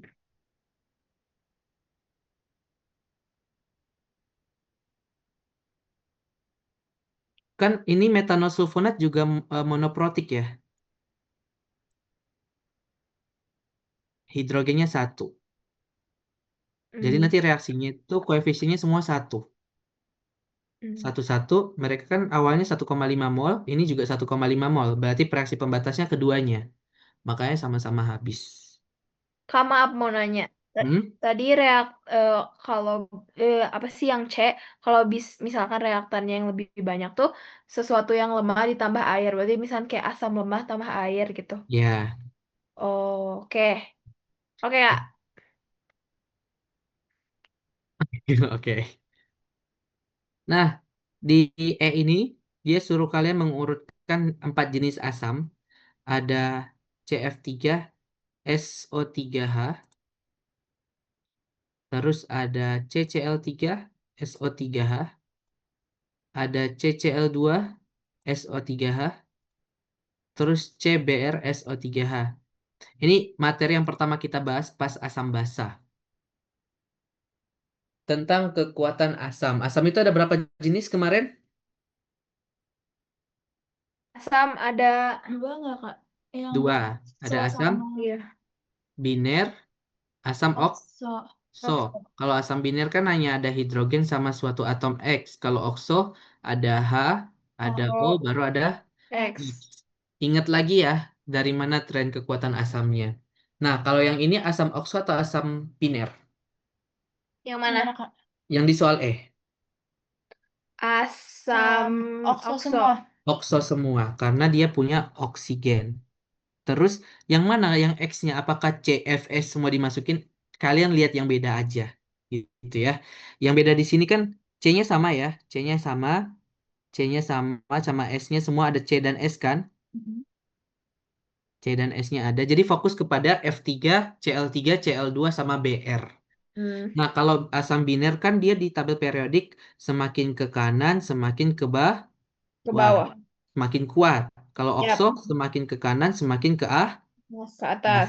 Ini kan mereka FClBr I. berada ya di Oke. dalam satu golongan yang sama dengan Hmm, urutannya F, Cl, baru Br. Berarti yap. yang paling kuat adalah F, kan? KF. Karena Maka okso atas. berarti yang paling kuat itu adalah Si CF3SO3H. CF3SO3H. Kemudian ada dua Cl nih, Cl3 sama Cl2. Berarti yang lebih kuat yang mana? Yang lebih banyak. Yang lebih banyak Cl-nya berarti CCl3 CCl3SO3H. SO3H, lalu diikuti oleh CCl2 SO3H, dan yang paling lemah adalah BR CBr SO3H. SO3H. Oke, kemudian kita masuk ke soal F. Yang F ini amonium metanosulfonat NH4CH3SO3 merupakan garam yang terbentuk dari reaksi asam metanosulfonat dan NH3. Berdasarkan nilai pKa dan pKb yang diberikan, apakah garam tersebut bersifat asam, basa, atau netral dalam air. Nah, kita lihat dari nilai pKa dan pKb ya. Kan lebih enak lihat Ka atau Kb ya.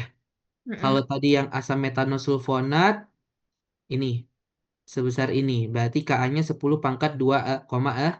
6. Berarti Ka-nya sama dengan 10 pangkat 2,6. Kalau Kb-nya 10 pangkat minus 4,8. Yang ini.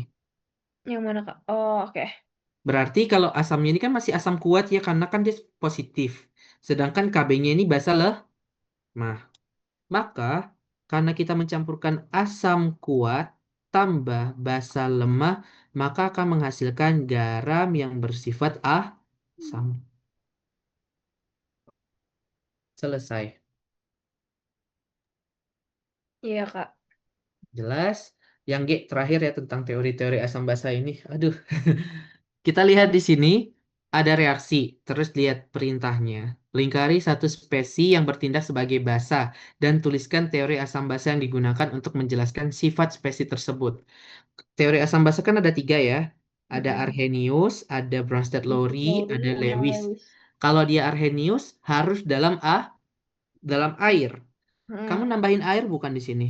Enggak. Bukan, berarti Enggak. bukan Arrhenius. Kemudian kalau Bronsted Lowry, nanti produknya juga harus 2, karena nanti akan berpasangan Mm. masing-masing kan? Di sini produk kamu ada berapa?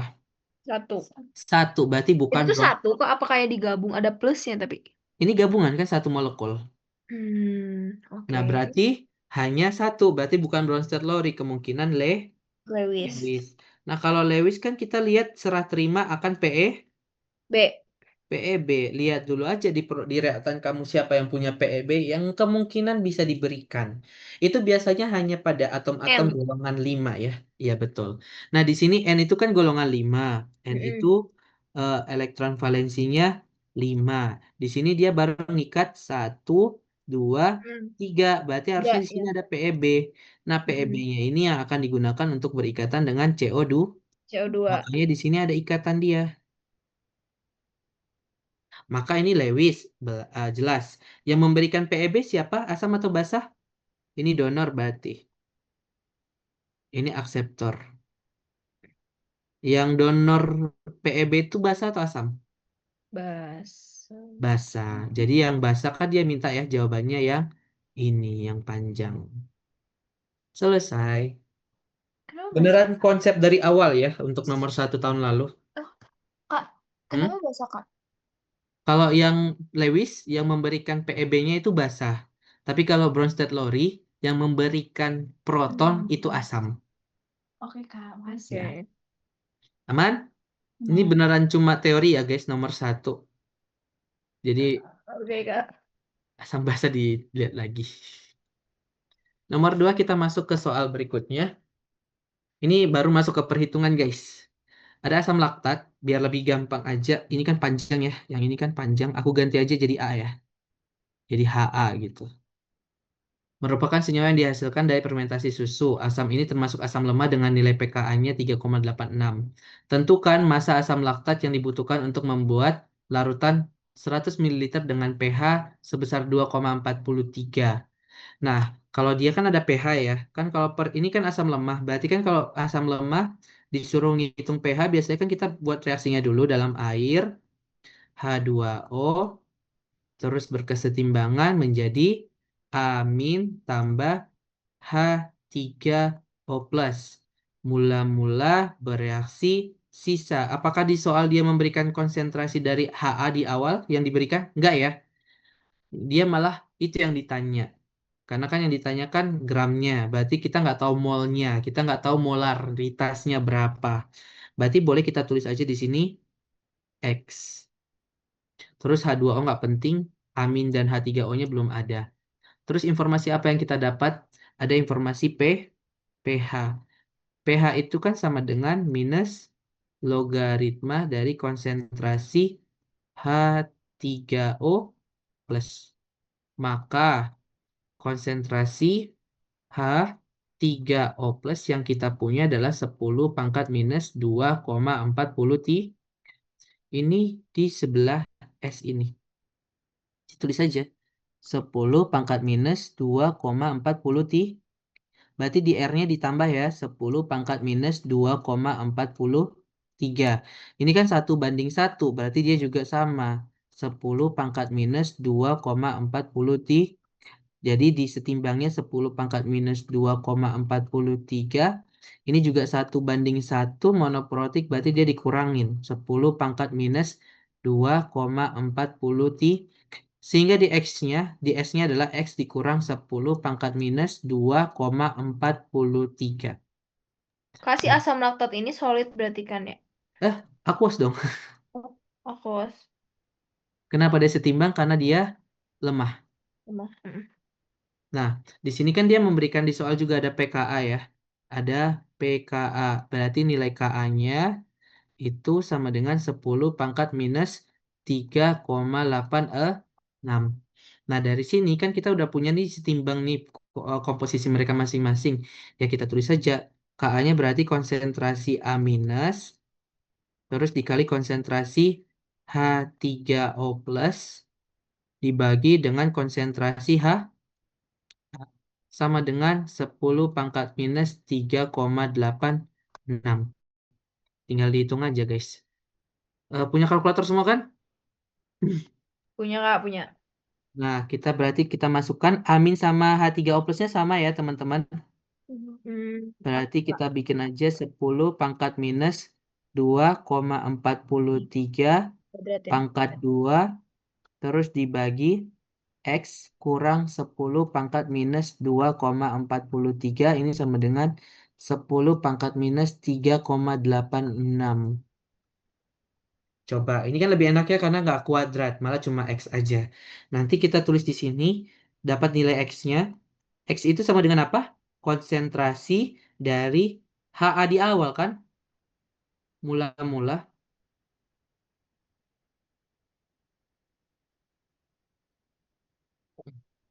Berapa Berapa? X-nya guys?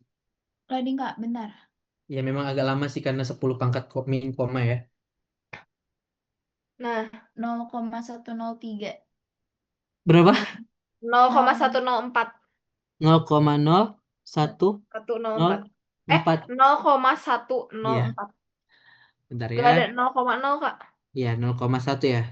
Ya, 0,104. 0,104. Ini kan konsentrasi dia di awal. Berarti kalau soalnya biasa, tentukan pH asam laktat 0,104 molar gitu kan? Yang X ini. Nah, yang dia tanya berapa gram yang harus dimasukkan ke 100 mililiter.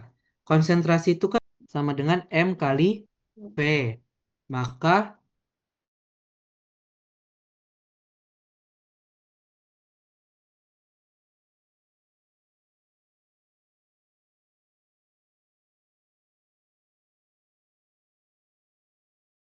nah kalau mol itu apa rumus mol? Gram per Yang ada gramnya.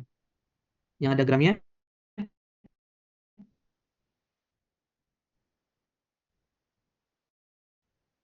gram per m.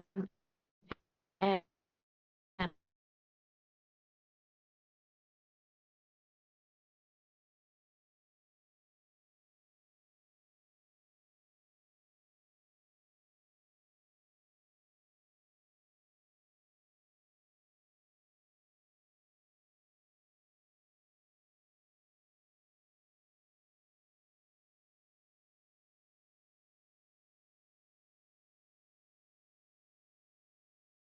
ini agak dibalik guys dari soal-soal yang sering kita kerjakan gitu ya. Aman?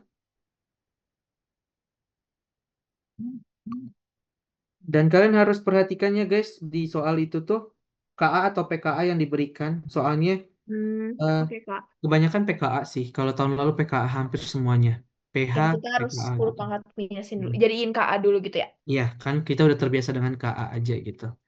Nah, berikutnya kita akan bahas soal yang berikutnya. Nah, coba kalian baca dulu. Asam laktat, ini aku garis bawain aja yang diketahui yang penting. Masih asam Yang laktat. kuning, asam laktatnya 0,10 sebanyak 25 dititrasi dengan NaOH dengan konsentrasi 0,1 molar. Tentukan volume NaOH yang ditambahkan untuk mendapatkan pH larutan 3,86. Kalau di sini kalian pakai hitung rumusnya pakai pH apa? Kan biasanya kan ditanya pH-nya ya. Ini malah berapa volumenya. Ini Berarti dibalik. ini Cari iya. konsentrasi Tapi kan oksigen. rumusnya apa? Rumus buffer kah? Hidrolisis garam kah? Hmm, Ada yang punya ide? buffer gak sih? Masih buffer. Mm-mm. Kenapa? Kalau kita lihat di kurva titrasi kan seperti huruf S ya. Mm-mm. Jadi di sini ini kan ekivalen. Berarti kita pakai rumus hidrolisis garam. Nah, Mm-mm. kalau di hidrolisis garam, pH-nya itu kan sekitar di antara 7 gitu ya. Atau Mm-mm. kalau dia garam bersifat basa udah 8 ke atas. Kalau garam bersifat asam masih 7 ke bawah. Nah, Mm-mm. namun di sini kan pH-nya masih 3,86. Berarti dia masih di rentang sebelah sini. Kalau di sini Hmm, masih buffer. buffer. Maka kita boleh nih tulis dulu reaksinya ya guys dari awal seperti biasa. Maka kan kalau reaksinya adalah asam laktat ditambah NaOH jadi NaA tambah H2O. Oh, Ini mula-mula bereaksi sisa. Karena di sini kita sudah pakai asap tambah basah, berarti di sini kita pakainya mau milimol. Coba asamnya berapa? 0,1 kali 25 berarti 5 2,5. milimol. Terus NaOH-nya 0,1 volumenya kan yang ditanya ya. X. Mm-mm. Berarti aku tulis ini X. Berarti di 0,1 sini X. 0,1 X bagus. Ini belum ada, belum ada. Nah, berarti Mm-mm. kan kita udah tahu ya ini Buffer. buffer. Kalau buffer yang sisa yang lemah, berarti yang Mah, habis yang kuat. kuat. Yang kuat kan NaOH, berarti NaOH harus habis sehingga dia Mm-mm. dikurangin 0,1 0,1 X. X. Ini kurang 0,1 1 X. X. 2,5 kurang 0,1 X. X. Yang ini plus 0,1 X plus 0,1 X. 0,1 X 0,1 X. Jangan lupa di akhir dibagi dengan volume total. Total. Volume totalnya berapa? 25 dari asam, X dari Tambah si X. basah. Berarti dibagi dengan 25 Tambah tambah X.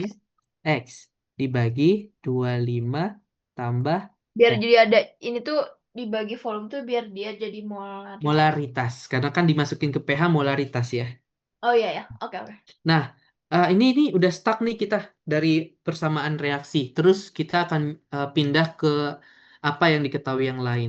Yang diketahui adalah pH-nya. Dan kita tahu Mm-mm. dia sistem buffer. Berarti Buffer. pakai rumus pH sama dengan pKa. pKa plus logaritma dari basa konjugasi dibagi konsentrasi dari asam lemah. Nah, pH-nya berapa? 3,86. pKa dari asam laktat itu di atas banget ya tadi ya. Nih, pKa-nya 3,86 juga. Jadi kita tulis habis. 3,8 6. tambah logaritma bahasa konjugasinya kan amin ya. Asam lemahnya Ha. Berarti kan ini habis. Berarti mereka berapa perbandingannya? Berarti log berapa yang nol? Satu ya. Log 1. Berarti konsentrasi dari amin itu sama dengan konsentrasi dari H. Bisa? Bentar-bentar, Kak. Oke, Kenapa? coba. Kenapa jadi sama? Karena kan ini log satu sama dengan nol. Kan ini nol ya. Berarti log satu Oh. sama dengan nol. Berarti amin per Ha itu sama dengan satu. Maka Kita tuh aminnya. nggak tahu sih konsentrasi amin sama HA-nya ya. Nah, dari sini baru kita masukkan ke sini. Oh, Aminnya di mana? Yang ini amin kan? iya, iya, iya. Ini Ha-nya. Mm-mm. Maka kita tinggal masukkan 2,5 kurang 0,1 X dibagi 25 tambah X sama dengan 0,1 X per 25 tambah X. Dapat X-nya 12,5 ml. Seperti itu. Jadi Oke, agak oke. ribet gara-gara diputer ya. Yang biasanya Oh, kita dari awal ke akhir, ini akhir ke awal aja prosesnya. Harusnya pakai yang awal, bukan ya? Karena itu belum dititrasi. Aman? Ya, aman Aman. Kak. Oke. Next kita masuk ke ini. Yang ini udah masuk normal ya. Dia nanya berapa pH saat dia ekivalen. Berarti dia titrasi, hidrolisis garam. Berarti sama-sama habis ya, karena dia ekivalen. Berarti kita samain aja reaksinya. Berarti HA tambah NaOH jadi NaA tambah H2. H2O. Mula-mula bereaksi sisa. Kan kalau dia si asam laktatnya selalu 2,5 ya guys. Jadi dia kita tulis aja di sini 0,1 molar 25 mililiter. NaOH-nya juga 0,1 molar. Yang ininya X mililiter. Coba ya di soal ini X-nya beda ya. Nah, di sini karena dia ekivalen, karena dia ekivalen, maka nanti harus sama-sama habis. Berarti kalau di sini 2,5, ini nanti minus 2,5. Nah, berarti di sini juga harus minus 2,5 karena 1 banding 1. Maka mula-mula dari NaOH adalah 2,5. Dan kita kan bisa dapat langsung di sini X-nya berapa ya? Berarti X yang di sini itu 25 mililiter. Ter. Kenapa perlu dicari juga? Karena kan kita nanti bagi dengan volume total. Gitu. Nah, di sini NaOH-nya belum Ya. ada, H2O-nya belum ada. Terus NaA-nya di sini plus 2,5 Cuma plus 2,5, 2,5, 2,5 baru dibagi volumenya total 50. 50. 50. Kalau dia hidrolisis garam berarti nggak bisa langsung pH ya, tapi konsentrasi. Konsentrasi Konsentrasi. H3O plus atau OH- yang dihitung. Hmm. Oh, Hamin. OH- karena dia Nah, asam dia lemah basa kuat. tambah basa kuat. Berarti garam bersifat basa. Berarti rumusnya kan Kb karena nggak ada Kb-nya karena basa kuat berarti Kw per K. Kak, Terus dikali basa konjugasi. konjugasi.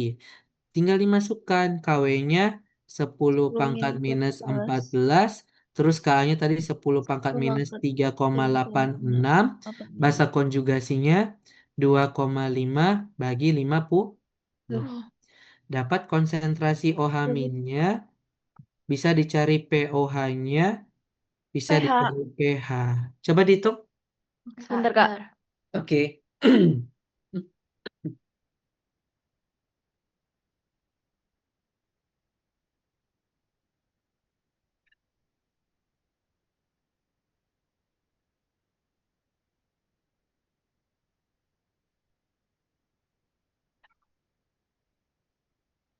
Ntar ya, Kak. Oke. Proses. Iya. Iya. Sama kalkulator. Ohaminnya 1,903. 1,9 103 kali 10 pangkat minus 6. 903 kali 10 pangkat minus 6. 6. Maka pOH-nya itu sekitar 5 komaan ya. Iya, harusnya benar, Kak. Nih. Iya, 5,72. 72 berarti pH-nya Kurang 14 ya. 14 8,28. kurang answer. Iya, Masuk akal ya, karena kan asam lemak tambah basaku. Kuat. Selesai. Jadi basa. Yap. Garam bersifat basah. Nah, yang D,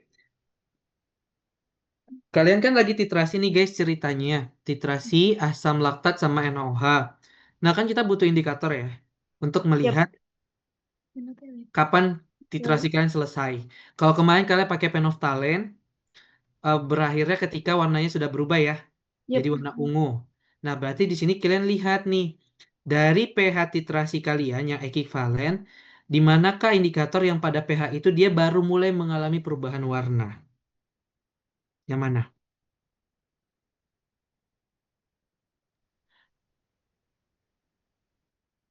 Phenolphthalein. Kenapa? Karena dia kan pada pH 8,3 dia sudah mulai berubah nih dari tidak berwarna jadi Merah. Merah. Jadi pas sudah 8,3 dia udah kayak merah muda banget gitu. Gitu ya. Jadi Hmm. jawabannya adalah penofta. Jadi caranya mendekati si pH-nya ya, Kak. Betul, pH ekivalen. Gitu. Aman? Oke. Kalau yang ini gimana?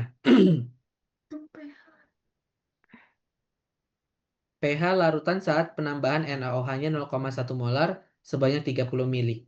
Nah, kalau yang ini kan yang ekivalen dia berapa mili? 25 ya. 25. Berarti nanti bukan hidrolisis garam lagi kan? Iya. Bukan. Karena Asam NaOH-nya kuat nanti basa kuat gak sih?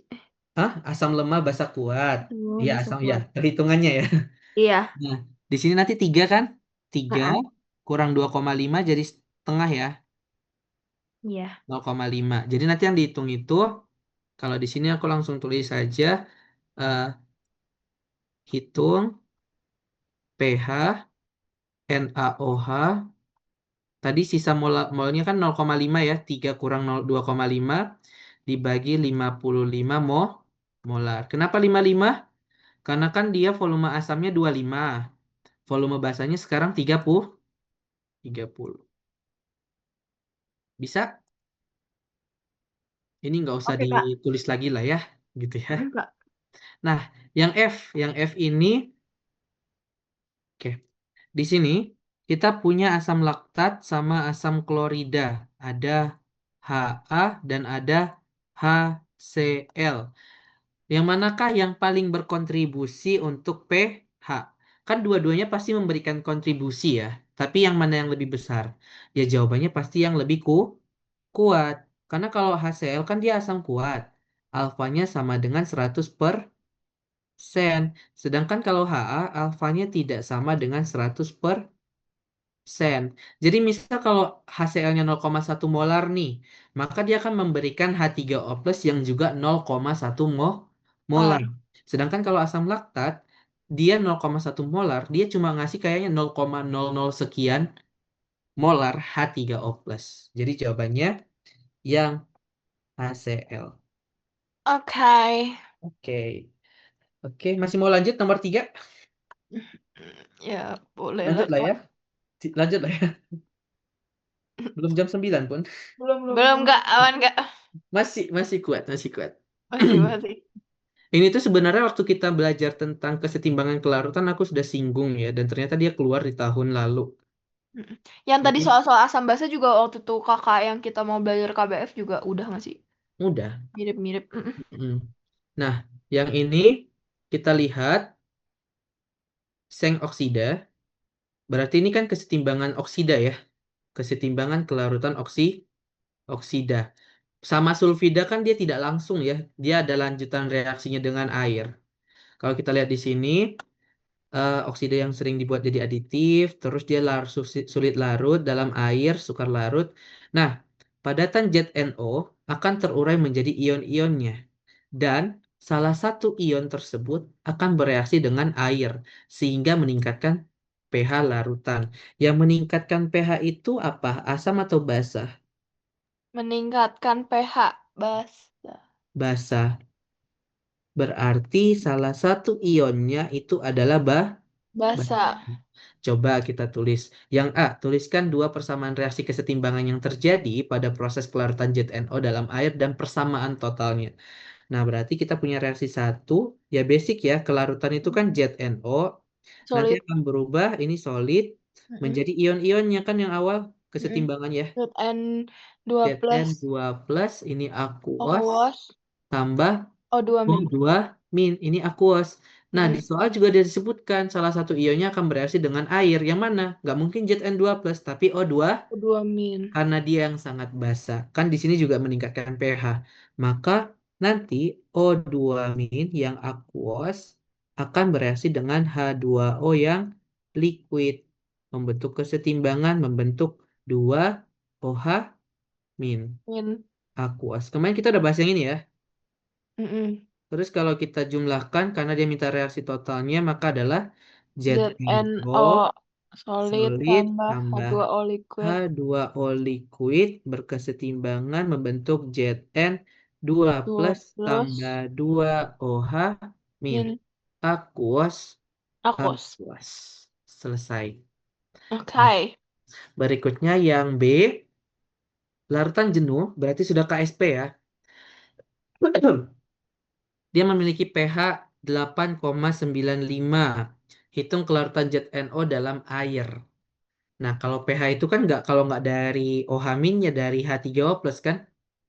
Oh, Hamin gak sih? Dari OH- karena kita punyanya dia di atas 8. Berarti Mm-mm. kalau pH-nya sama dengan 8,95, maka POH-nya POH-nya kurang tiga. 5,05.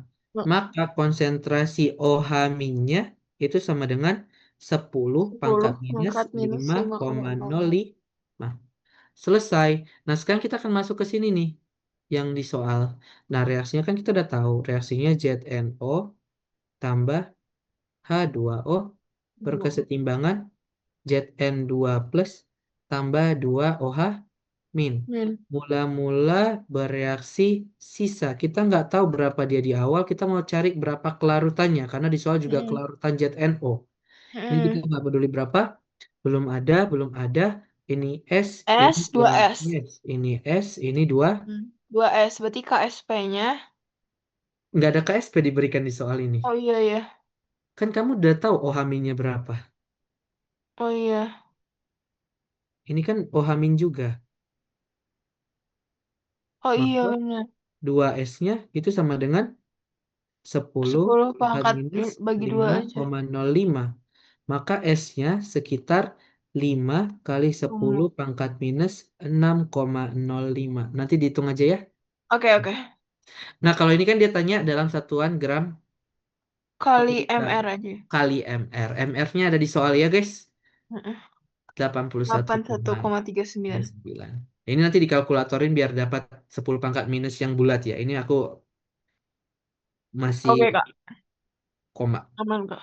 Oke. Nah, berikutnya kita masuk ke soal C. ZNO dapat dilarutkan dengan berbagai asam seperti HCl yang merupakan asam amah. Jika terdapat 2 gram ZNO, tentukan volume larutan HF 0,1 molar yang diperlukan untuk melarutkan ZNO. Jadi kita reaksikan aja ZNO tambah HF. Maka kan dia membentuk satu arah ya, seperti asam basa kan satu arah semua ya. Ini juga pelarutan dalam HF juga dalam satu arah biasanya. Terus jadi apa? ZnF2 tambah H2. Berarti ini kita kali 2 ya. Selesai. Nah, kalau dia bilang kan untuk melarutkan seluruh. Berarti kan sama-sama habis ya, mau dia ZnO. Boleh? Oh, H2O. Aman? Aman, Kak. Aman. Nah, kalau dia kan berapa HF yang dibutuhkan untuk melarutkan semua ZNO, berarti kan mereka berdua sama-sama habis ya. Kalau sama-sama habis kan perbandingan mol dari ZNO, kita bandingkan sama dari mol dari si HF itu sama dengan perbandingan koefisien. ZNO-nya 1, HF-nya 2. Maka mol dari HF itu sama dengan 2 kali mol dari ZNO.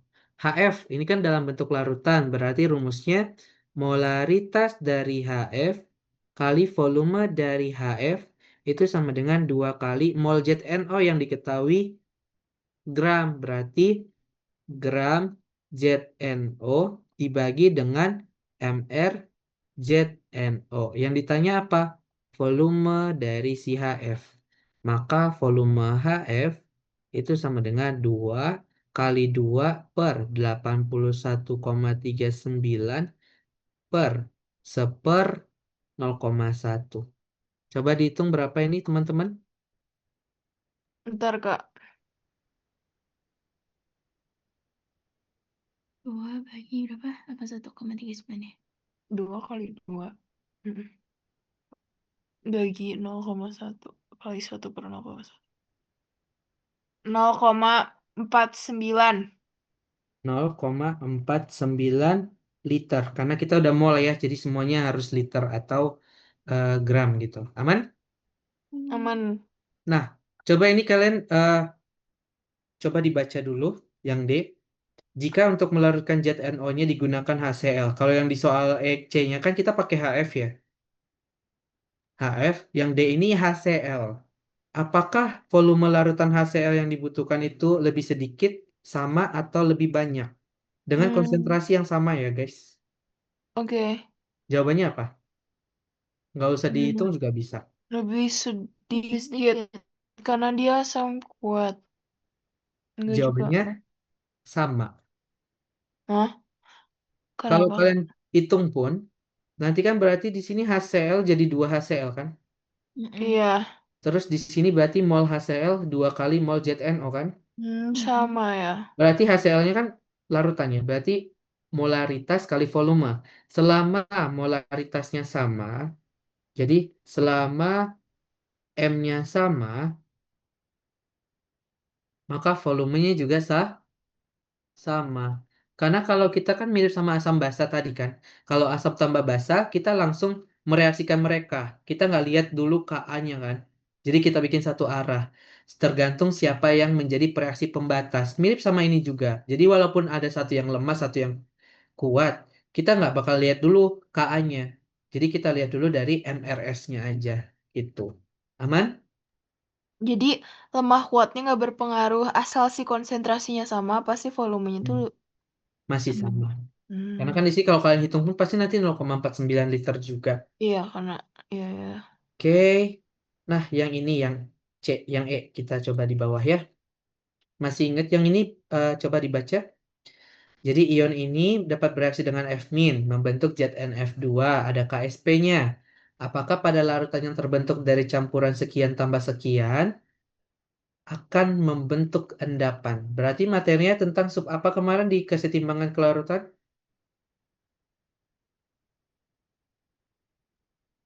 Tadi, bentar, enggak, ini yang ion, bukan ion senama kan, Kak?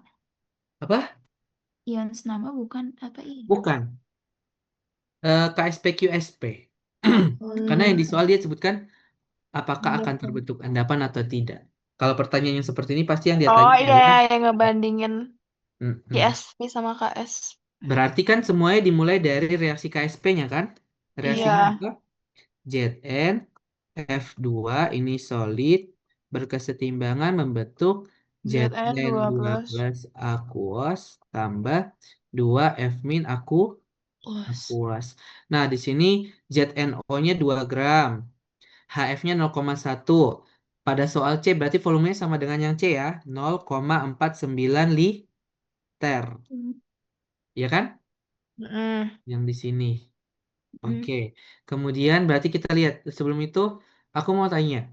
Kalian punya 490 ml HF, dicelupin 2 gram ZNO. Volumenya berubah nggak? Enggak. Berarti volume totalnya segini ya. Iya. Gitu.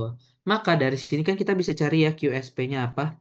QSP-nya adalah konsentrasi Zn2 N2 plus. plus pangkali F- pangkat 2. Dua Berarti kan konsentrasi ya, bukan mol. Di sini masih gram. Berarti gram. rumusnya gram 2 per 0,9 ZNO per kali volume total. MR ZNO. Eh, Kenapa aku tulis seperti ini? Boleh nggak? boleh, boleh. Karena kan mol ZNO akan sama dengan mol ZN2 plus. Iya. Iya kan? Oh ya, heeh. Terus dikali dengan volume totalnya, volume Betul. total. Ini masih yang konsentrasi ZN2 plus ya. Iya. Iya. Terus dikali F-. Kan volumenya tetap segini kan? Berarti ya udah konsentrasinya juga 0,1 karena nggak berubah volume totalnya. Pangkat 2. Jadi kalau kita hitung Hmm. Nggak dibagi volume total. kan dia sudah molaritas. Konsentrasi. Oh, iya, iya. Kemudian kita masukkan ZNO-nya 2, MrZNO-nya tadi 81,39 39. kali 1/0,49. Terus kalau biasanya kan sama-sama dibagi ya, karena sama-sama larutan. Yang ini kan Mm-mm. satu solid, satu enggak ya. Terus ini Mm-mm. 0,1 pangkat 2. Coba dihitung berapa QSP-nya guys. 0,9 Bentar, Kak. Mm-mm. kali 0,1 pangkat 2 ya. Mm-mm. 5,014. 5 kali 5,014. 0,14 kali 10 minus pangkat 4. min 1. 4. min 4. Di mana ini lebih kecil ya daripada Dari KSP. KSP. Berarti Kalau lebih dia kecil, mengendap. larut, Larut. masih belum jenuh. Kalau yang lebih besar baru ada endapan. Aman? Aman. Aman. Oke, kita mau ngerjain yang eh, galvani atau elektrolisis nih. Kalian pilih satu soal terakhir.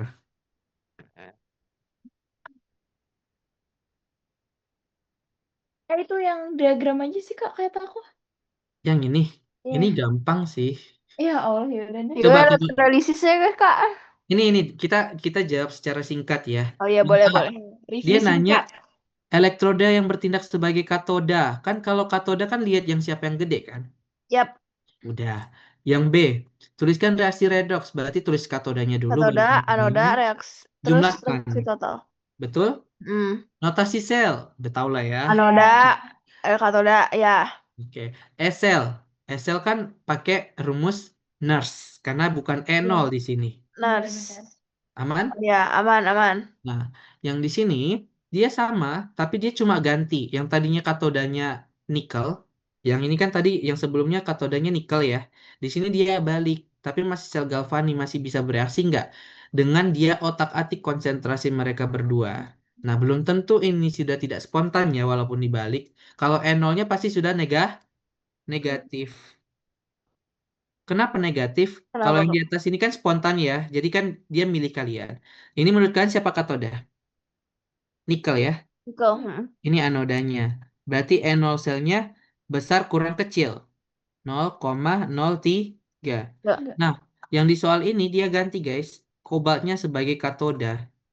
Kobaltnya katoda berarti kan rumus dari N0 sel itu kan katoda kurang anoda. Berarti minus 0,28 kurang minus 0,25. Ditambah 0,25 gitu ya. Berarti nanti di sini kan Minus. minus 0,03. Enggak. Nah, menentukan reaksinya itu spontan atau tidak bukan dari nilai E0. Bukan. Tapi dari nilai E sel dan delta G. Bukan keadaan standarnya. Oke? Ya, kalau SL-nya positif baru dia spontan. Delta G-nya negatif, spontan. Spontan. Aman? Jadi yang SL, ini iya. berarti ngitungnya pakai apa ini? Pakai nurse. Pakai nurse. Heeh. Yang ini pakai apa? Pakai nurse juga nggak sih? Pakai delta G sama dengan min Min NF NFE. E. Aman kan? Aman. Terus yang H, kalau apakah dia bertindak sebagai katoda? Nah, kalau dia dengan kondisi ini, delta G-nya negatif, S-nya positif, ya berarti benar karena spontan. Walaupun secara N0 cell tidak spontan, gitu ya. Aman? Oh, oke. Kalau kalau si kobaltnya jadi katoda, terus reaksinya spontan berarti benar gitu. Ya, Oke. oke. Ini yang kita bahas yang nomor 5 ya. Oke. Boleh. Sel elektrolisis dibuat menggunakan elektroda inert. Inert berarti sudah pasti cuma T, larutnya yang bereaksi ya. CAU. Ke dalam larutan berarti harus ada air. Berarti ingat Air. tabel yang kemarin ya, tabel yang kemarin.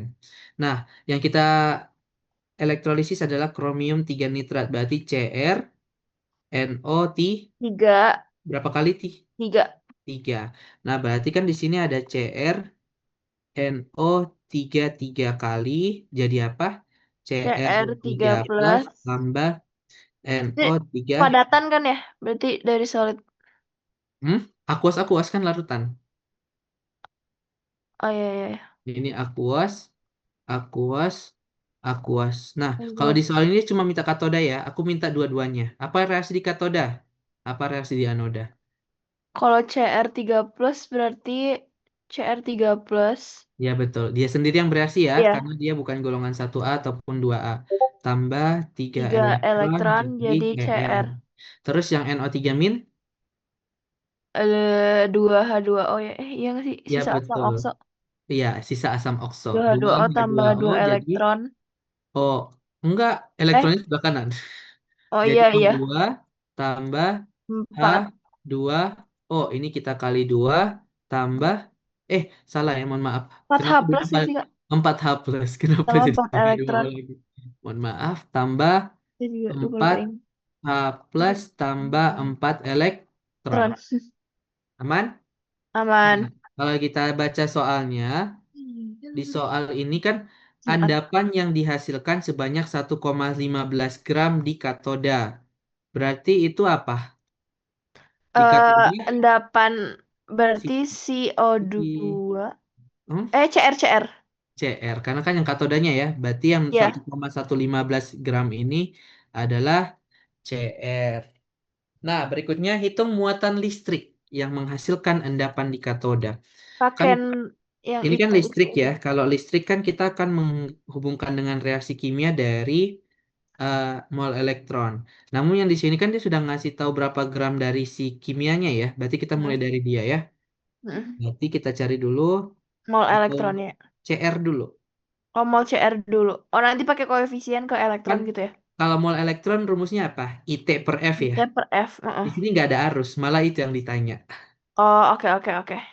Nah, berarti mol CR-nya kan dari gram CR dibagi MRC CR. Yap. Gram CR-nya 1,15. Terus MR-nya nanti kalian dia ditambah periodik 52. Coba berapa mol CR? 0,022. 22. 0,022 Mol. mol. Kemudian baru kita masuk ke mol Mol elektron. elektronnya. Mol Berarti kali elektronnya 3. berapa kali? 3 3. kali? 3 kali mol CR. 0,066. Iya, betul. Karena dia koefisiennya ya Hmm. 0,066 mol. Mol. Terus dari mol elektron kita dapat rumus yang ini, Mol itu E IT per per F. F. Yang ditanya apa? Bukan arus ya, tapi muatan. Oh, Lambang muatan itu apa? kok Q. Q. Di mana Q itu ya IT. Jadi ini rumusnya Q per F. Oh, Maka Q-nya itu sama dengan mol elektron kali elektron kali 96.500. F. Berarti Q-nya berapa? 0,066 kali 96.500. Betul. 6369 Coulomb. 6369 kolom. Karena muatan ya. Mm-mm. Aman? Aman. Oke. Nah, sekarang kita akan masuk ke soal yang agak mikir. Pada elektrolisis yang berbeda. Ini udah berbeda ya. Sejumlah muatan listrik yang tadi. Jadi muatan listriknya sama. Jadi Q-nya sama yang tadi ya. Berapa yang tadi? 6369. 6369. Berarti mol elektronnya juga sama ya. Kemudian digunakan pada sel elektrolisis larutan kromium ini digunakan untuk mendapatkan osmium. Jadi sekarang yang kita buat itu adalah larutan osmium. Jadi kalau di sini dia sebutkan larutannya itu ada osmium dan nitrat. Berarti NO3 tambah NO3. Berarti larutannya adalah OS, NO3, N kali kali N. kan? Nah, Mm-mm. berarti reaksinya kita tulis dulu ya. Reaksi di katodanya apa, reaksi di anodanya apa. Katodanya pasti dia ya, karena kan Ya, nggak ada OS. ya. Mm. OS N plus Terus tambah tambah N N elektron elektron. jadi OS. OS. Terus ini masih sama 2H2O. H2O, 2H2O jadi O2 tambah 4H 4 plus tambah H 4 plus elektron. tambah 4 elektron. Nah, yang ditanya di sini tuh dengan Q yang sama dia bisa menghasilkan osmium segini. Mm-mm. Yang dia tanya adalah apa rumus molekulnya. Berarti secara tidak langsung dia nanya N-nya berapa kan? Yep. Ya udah, kita akan hitung bareng-bareng. Maka kita akan lihat dulu dari yang diketahui. Mol osmium. Gram per mr. Gramnya itu 3,15. Sedangkan mr-nya coba dicari dulu berapa mr-nya guys? Ntar Kak. MROS. MROS.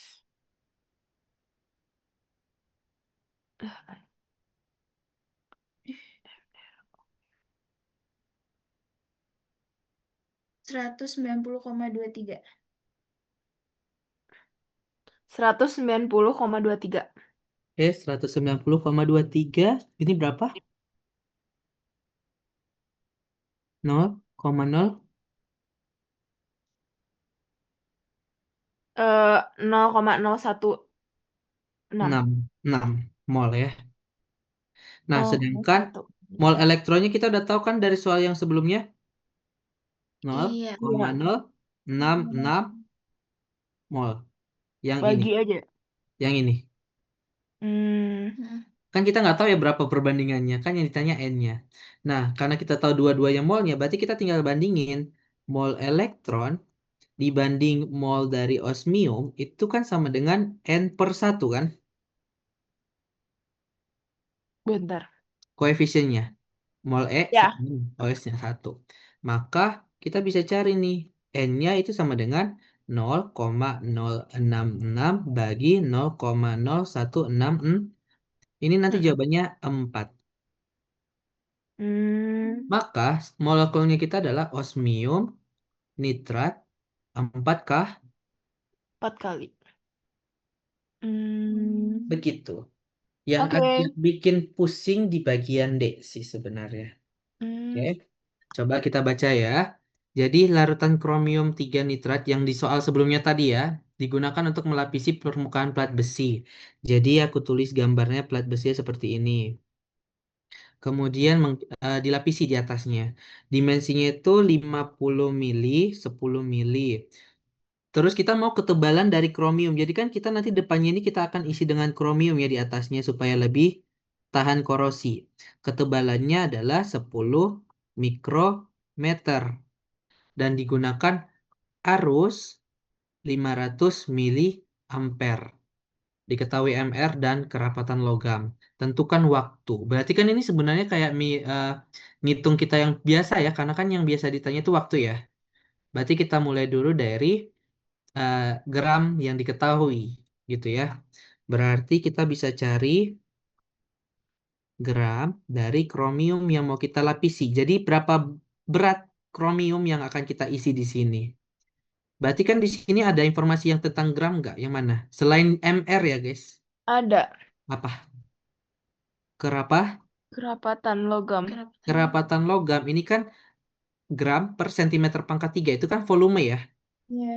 Berarti Mm-mm. kita akan mengeliminasi volumenya dulu. Berarti yang pertama dicari bukan gramnya, tapi volume CR-nya. Volume CR-nya kan berarti kan balok ya. Mm. 50 milimeter si besi. Kita kali 10 milimeter. Terus dikali ketebalan yang kita mau, 10 mikrometer. Mikro itu berapa meter? Minus 6. Ke milimeter berarti 10 pangkat minus 3 milimeter. Berarti volume dari CR yang kita mau itu adalah 5 milimeter pangkat 3. Karena di sini centimeter pangkat 3, maka diganti 5 kali 10 pangkat min 3 centimeter pangkat 3. Paham Oh, sampai maaf. Itu tadi dari mana sih? 50-nya tuh kan ini dimensinya. 50 dimensinya Kali 10. 10. Yang ini Oh, itu 10 ini. mikro. Mikro. Oke, oke. Kita samain ke milimeter semua. Oke, oke, oke. Aman? Aman. Kemudian kita bisa catat gram dari si CR. Kan kita tahu rho itu sama dengan M per V. Berarti M-nya adalah Loh. rho kali V. Berarti rho-nya 7,19 kali volumenya 5 kali 10 pangkat minus 3. Berapa? 7,19 dikali 5 kali 93. oh, 60. 0,03595. 0,0395. 95 gram. Iya. Ya udah dapat gramnya, kita cari mol CR kan? Cari mol CR, gramnya dibagi MR-nya. Berarti 0,03595, Tadi CR tuh 8. CR-nya 52. 52. Sabaraha. 6,913. 6,913. 6,913 kali minus 4. minus 4 mol. Ya udah, mol elektronnya berapa? Tadi kan Oh, pasti pakai ini kan persamaan yang tadi ya? kromium nitrat Yang awal. sama yang di awal. Coba Oke. dihitung jadi berapa Oke. ini kali 3? 0,074. 2,074. 10 min 4. 2,704 kali 10 pangkat minus 4. 3. 3 mol. Udah, dapat mol elektron. Dari mol elektron kita cari I kan. Mol elektron sama dengan I T per F. Yang ditanya T-nya T. kan? Oh, ini.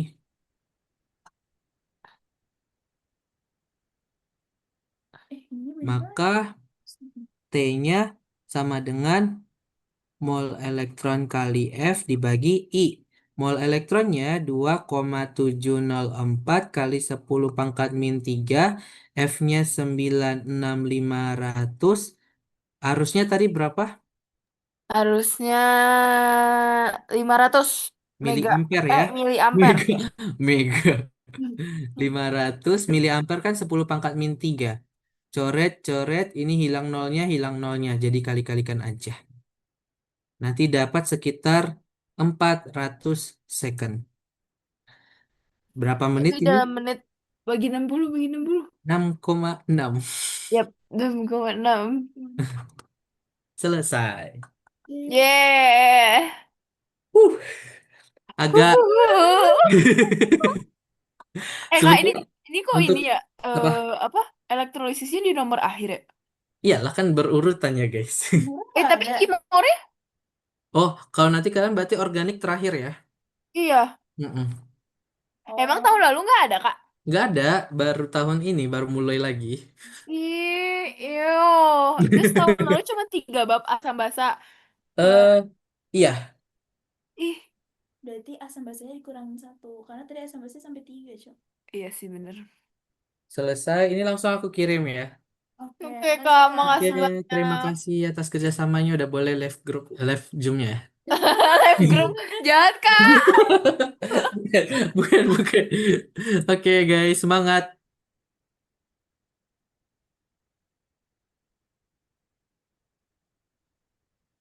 Lu anjay. Maaf, Kak. Oke, Jasmine, makasih udah boleh live ya.